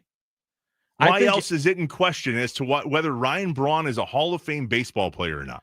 Ryan Braun is not going to be in the MLB Hall of Fame because of the whole scandal with performance-enhancing drugs. I'm saying, even if he didn't, I think it would be questionable. I think there'd be more of a case, absolutely. But I am still not going to stand here and say, yup, 100% Ryan Braun gets into the MLB Hall of Fame. He gets to Cooperstown. I don't think so. Why? I don't think his numbers were good enough. I think out of all the Hall of Fames, I think baseball being around as long as it has, the way that it works of getting into the Hall of Fame, I don't think he would have made it regardless. And look, when you look back at his career stats, 352 home runs, 1154 for RBI, 296 batting average, 890 OPS. I mean, a homer take, it was incredible to watch. But I still think it would have been close. I think we've seen a lot of players that had careers that we go, oh, that should be good enough, that don't make it into the MLB Hall of Fame. And I think that if you take the PED argument out of it, I still think that it would be close. Well, let's leave the PED argument in it for a second. There's been a lot of conversation about guys like Mark McGwire, Jason Giambi, even A-Rod, who's never hit 40%, and he's in his 5th year on the ballot this year. Mm-hmm. Yet there have been some players that have admitted to steroid use or PED use in the past that have made it. As an example, Mike Piazza, inducted in 2016. Jeff Bagwell, inducted in 2017. David Ortiz, he was named in the leaked 2003 testing list. He was inducted in 2022. So this happens, especially with players that have had the conversation. And so if we can chit-chat real quick about Ryan Braun and his PED use, he has officially fallen on the sword. And he doesn't believe back in the day that he was going to be a Hall of Famer anyway. Well, and that's why, I remember when he said this, it stuck out in my head. And so when I saw this news, I went and was able to find this audio. Ryan Braun was asked about Christian Yelich. This was the day that Christian Yelich signed his big deal and was going to be here for essentially the rest of his career. And they asked Braun about it. And this is what Braun said. He's one of the best players in the game. Obviously, I'm not going to the Hall of Fame. He has a real chance to be the next Brewer, to be a Hall of Famer. And there's something about that that's so special. So they should be thrilled. Everybody should be excited. It's really rare that you get an opportunity to sign a guy who's as good as he is for what looks like the duration of his career. So everybody's thrilled, and rightfully so. That was in 2020 that Ryan Braun said that. He was still playing. And the news had come out of Christian Yelich, and he at that point said, I'm not going to be in the Hall of Fame. He's one of the best players in the game. Obviously, I'm not going to the Hall of Fame. He has a real chance. Obviously, I'm not going to the Hall of Fame. He's known for a while. That's why I'm not going to sit here. We're not going to do 3 hours of radio today saying, will Ryan Braun make it? Ryan Braun knows that Ryan Braun isn't going to make it. But I think there's an argument about if you take that whole part out of it, then would he have? And I'm still not sure. He is. So here's why he is going to be in the Hall of Fame, regardless of his PED use. Whoa. Ryan Braun comparing his stats to Robin Yount, because that's really the main comparison. Ryan Braun had 14 years with the Milwaukee Brewers. Robin Yount had 20. Batting average, Robin Yount, 285. Ryan Braun, 296. Home runs, Robin Yount, 251. Ryan Braun, 352. Robin Yount had 300-ish, 250-ish more RBIs. That's because he had about 1,000 more hits. 1406 for Robin, 1154 for Ryan Braun. Stolen bases, 271 to 216. Nothing crazy there. Ryan Braun has a better OPS percentage at 890 than Robin Yount did at 772. Robin Yount has 2 MVPs. Ryan Braun has 1, but here's the biggest one. And this has a lot to do with how these writers vote. Ryan Braun had 6 all-star selections. Robin Yount only had 3. Am I saying he's a first ballot Hall of Famer? No, but I think he gets in. That is the hottest take you've ever had on this show. You're welcome. Not only do I not agree with you, I would be stunned. Oh, should we? Well, we can't because Twitter's broken, but this would be a heck of a day to put out a poll. Twitter's working again. Is it? Yep. Okay. I know it's a hit or miss opportunity this morning. We'll see it's for working. how long. No, it's not. Yes, it is. No, it's not.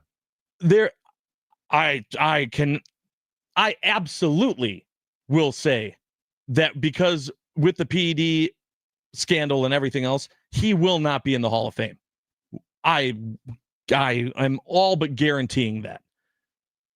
My argument, the only conversation I think is if you take that out, then would he have? For you to say, regardless of the PED scandal, he's still going to make it into the Hall of Fame is the hottest take you've ever had on this show. Let's go. That is nuts. It's like a proud parenting moment right now. That is nuts. I understand the stats.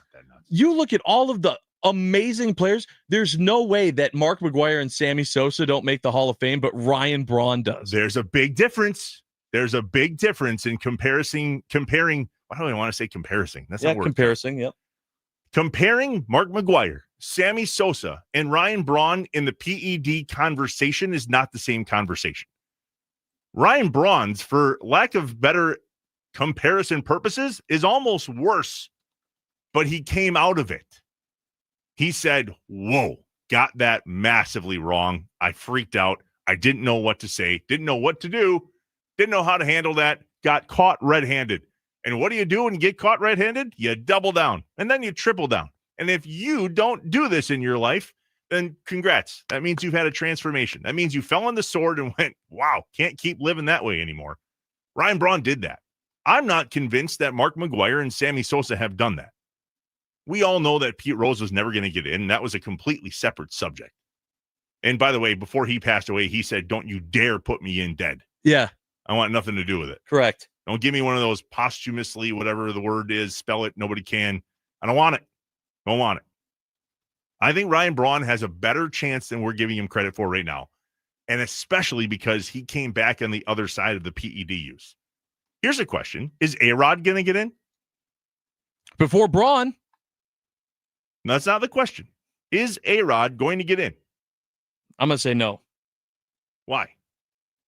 Because the MLB Hall of Fame is Cooperstown has essentially said, yeah, we're so split on how to handle PED era players that they're not getting in. If one of them gets in, maybe things change. So many have. Who? That's my point. Oh my God, I literally just listed off a number of them. But I'm saying the ones in this conversation. I'm saying the ones that were like big scandal. Yeah, I literally just said them. I don't know that those were like all of their career. Mike Piazza and Jeff Bagwell both admitted to using Andro. That's a steroid, an over-the-counter supplement that was an anabolic steroid, but wasn't a, quote, banned substance by Major League Baseball at the time of their use. They admitted to using steroids, and they're in the Hall of Fame. So too is David Ortiz. I'm putting out the poll question right now. There's some pending, back and forth. Uh-huh. But Josh, they're in. There's no way, man. There's no way. There's no way. Well, but I haven't heard a reason yet as to why you don't think Ryan Braun's going into the Hall of Fame. All right. There's two. First of all, I think, as many are saying on the Nicolay Law fan talk and text line, that even without the PED scandal, he was fringe at best. There's definitely an argument against him making it just based by the numbers. But I do hear the word fringe. Yes, meaning there's a chance. conversation. There are conversations about all of those players that are first time on the ballot, right? So I'm saying you could have the conversation.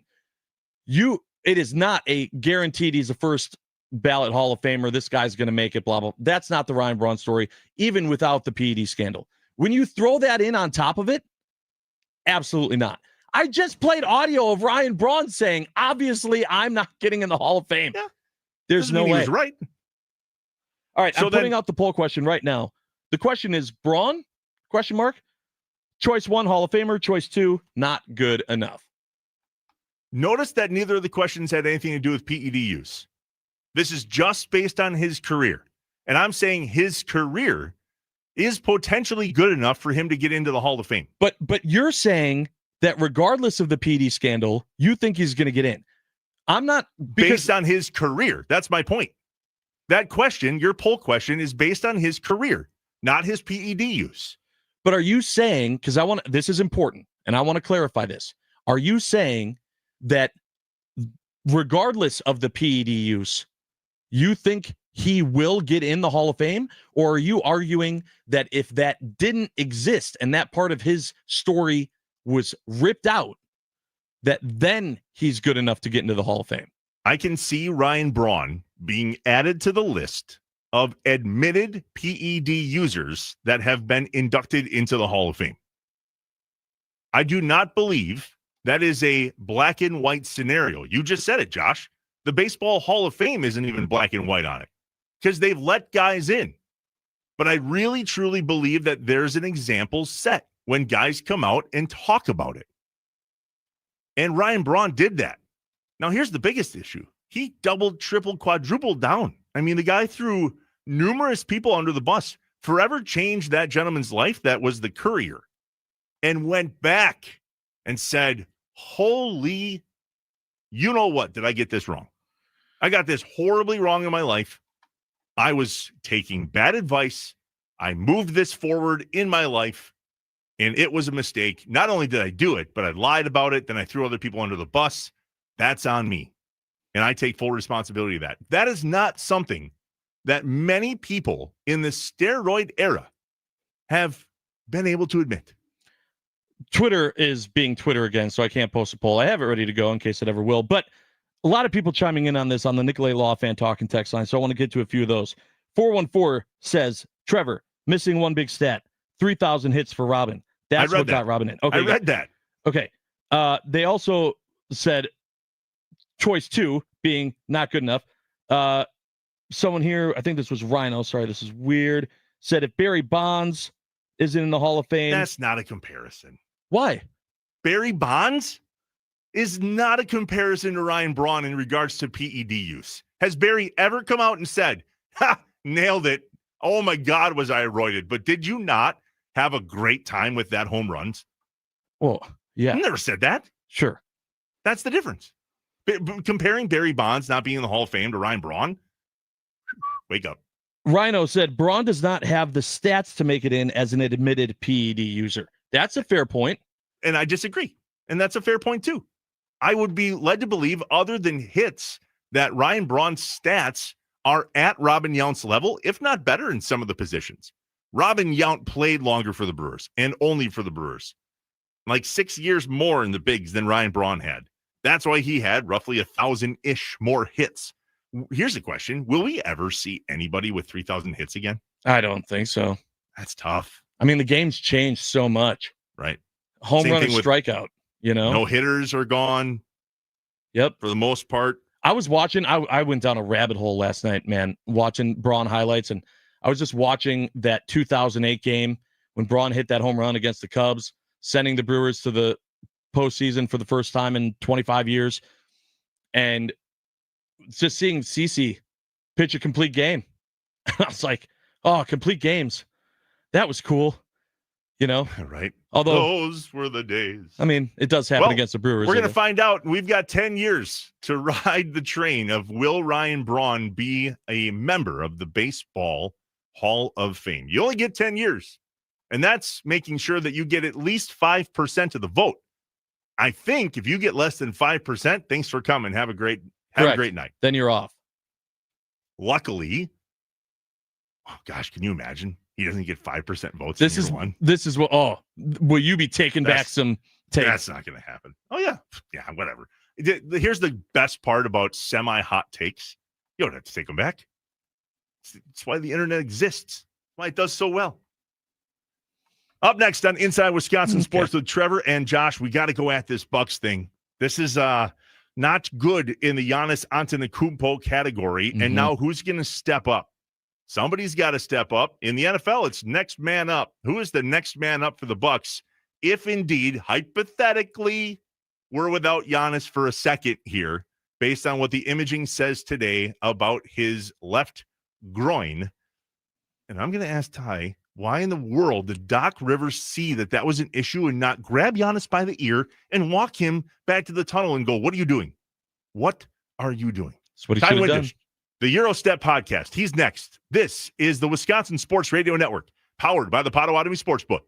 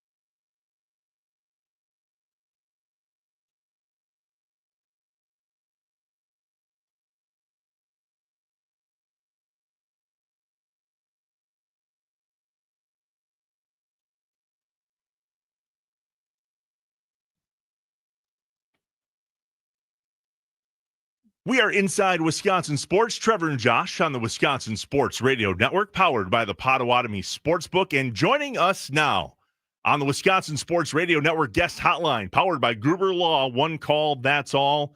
Our guy Ty Windish from the Euro Step podcast. Ty, please God, no. Yeah.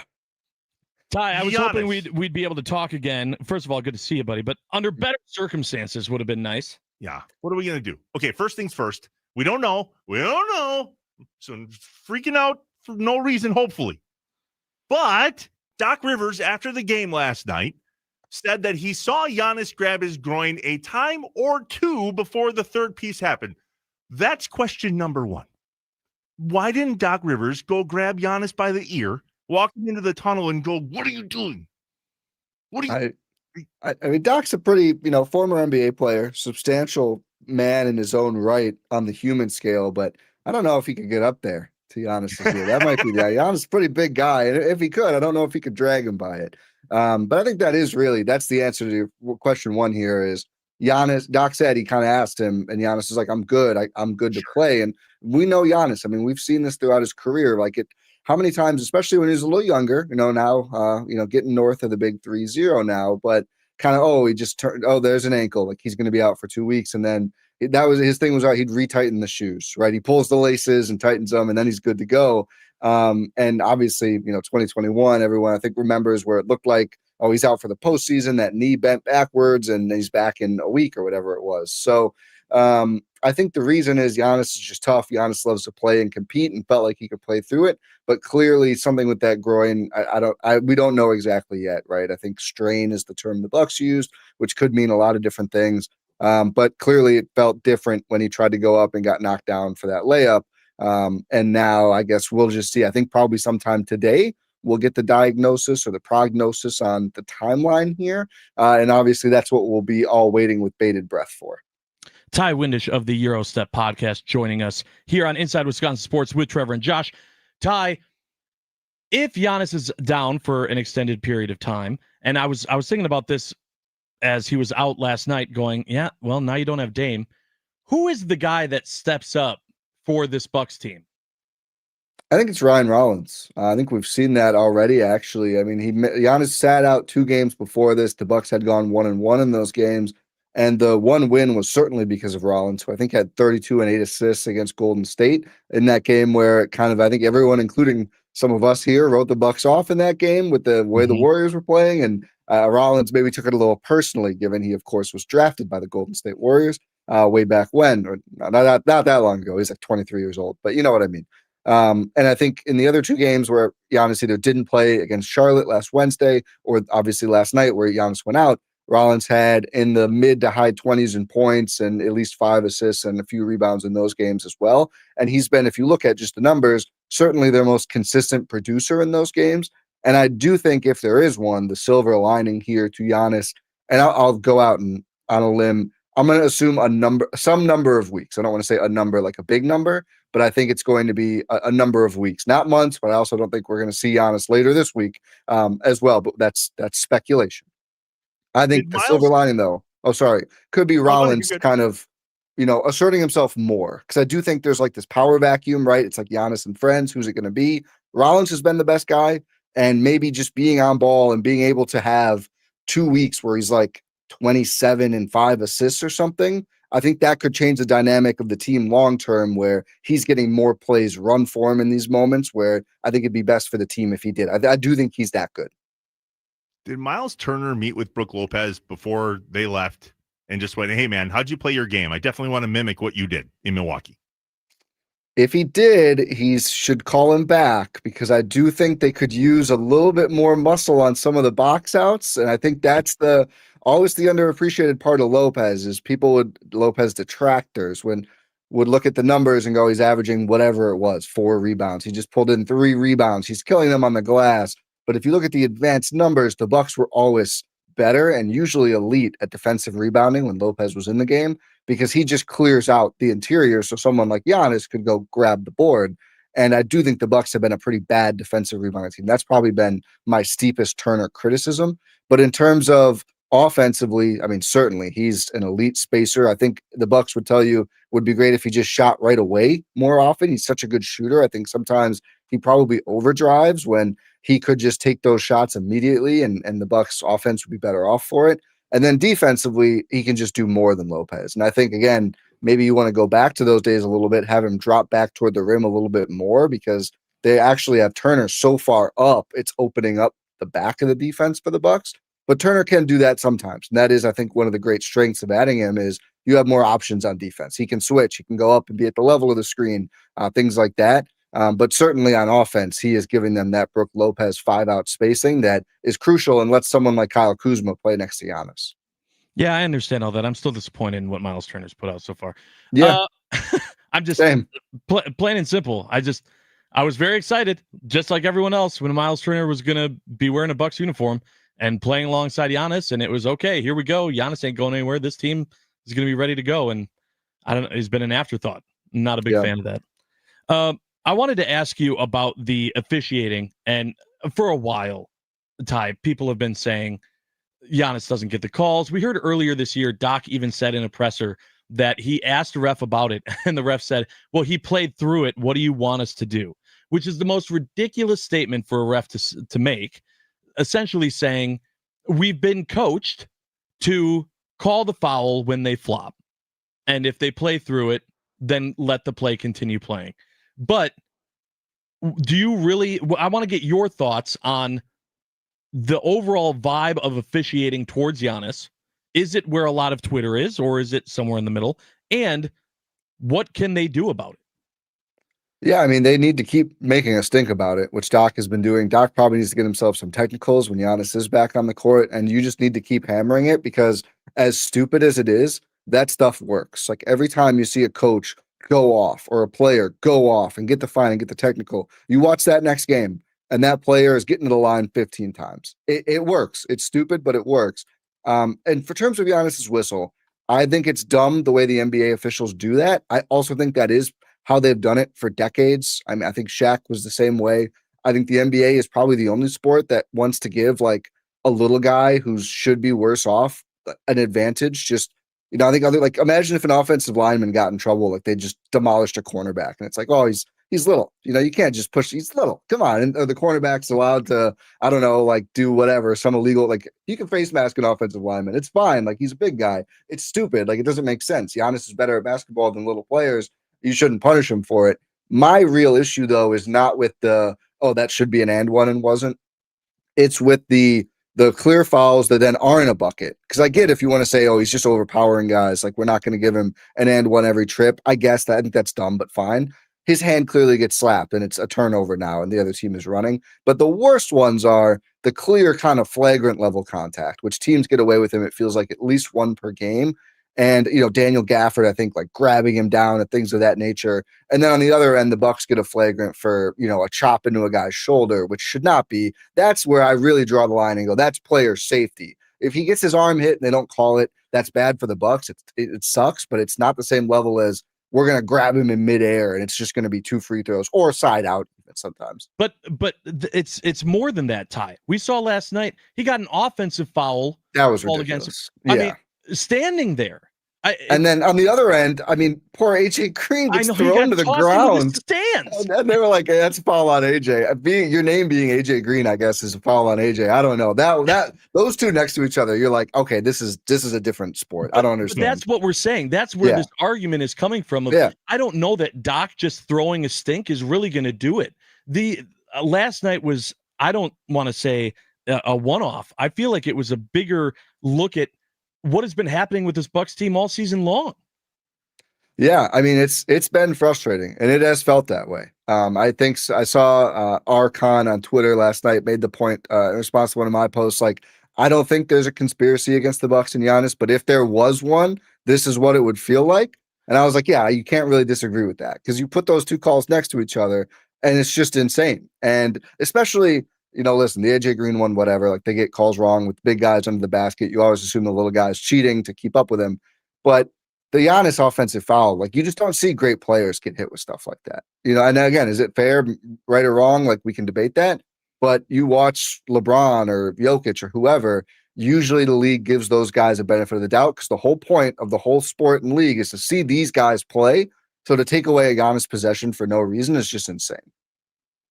Ty Windish, the Eurostep podcast. Ty, I've got one more for you, but for those that didn't get to chat with you, like we did across the street, will you tell people how to engage with the Eurostep podcast, please?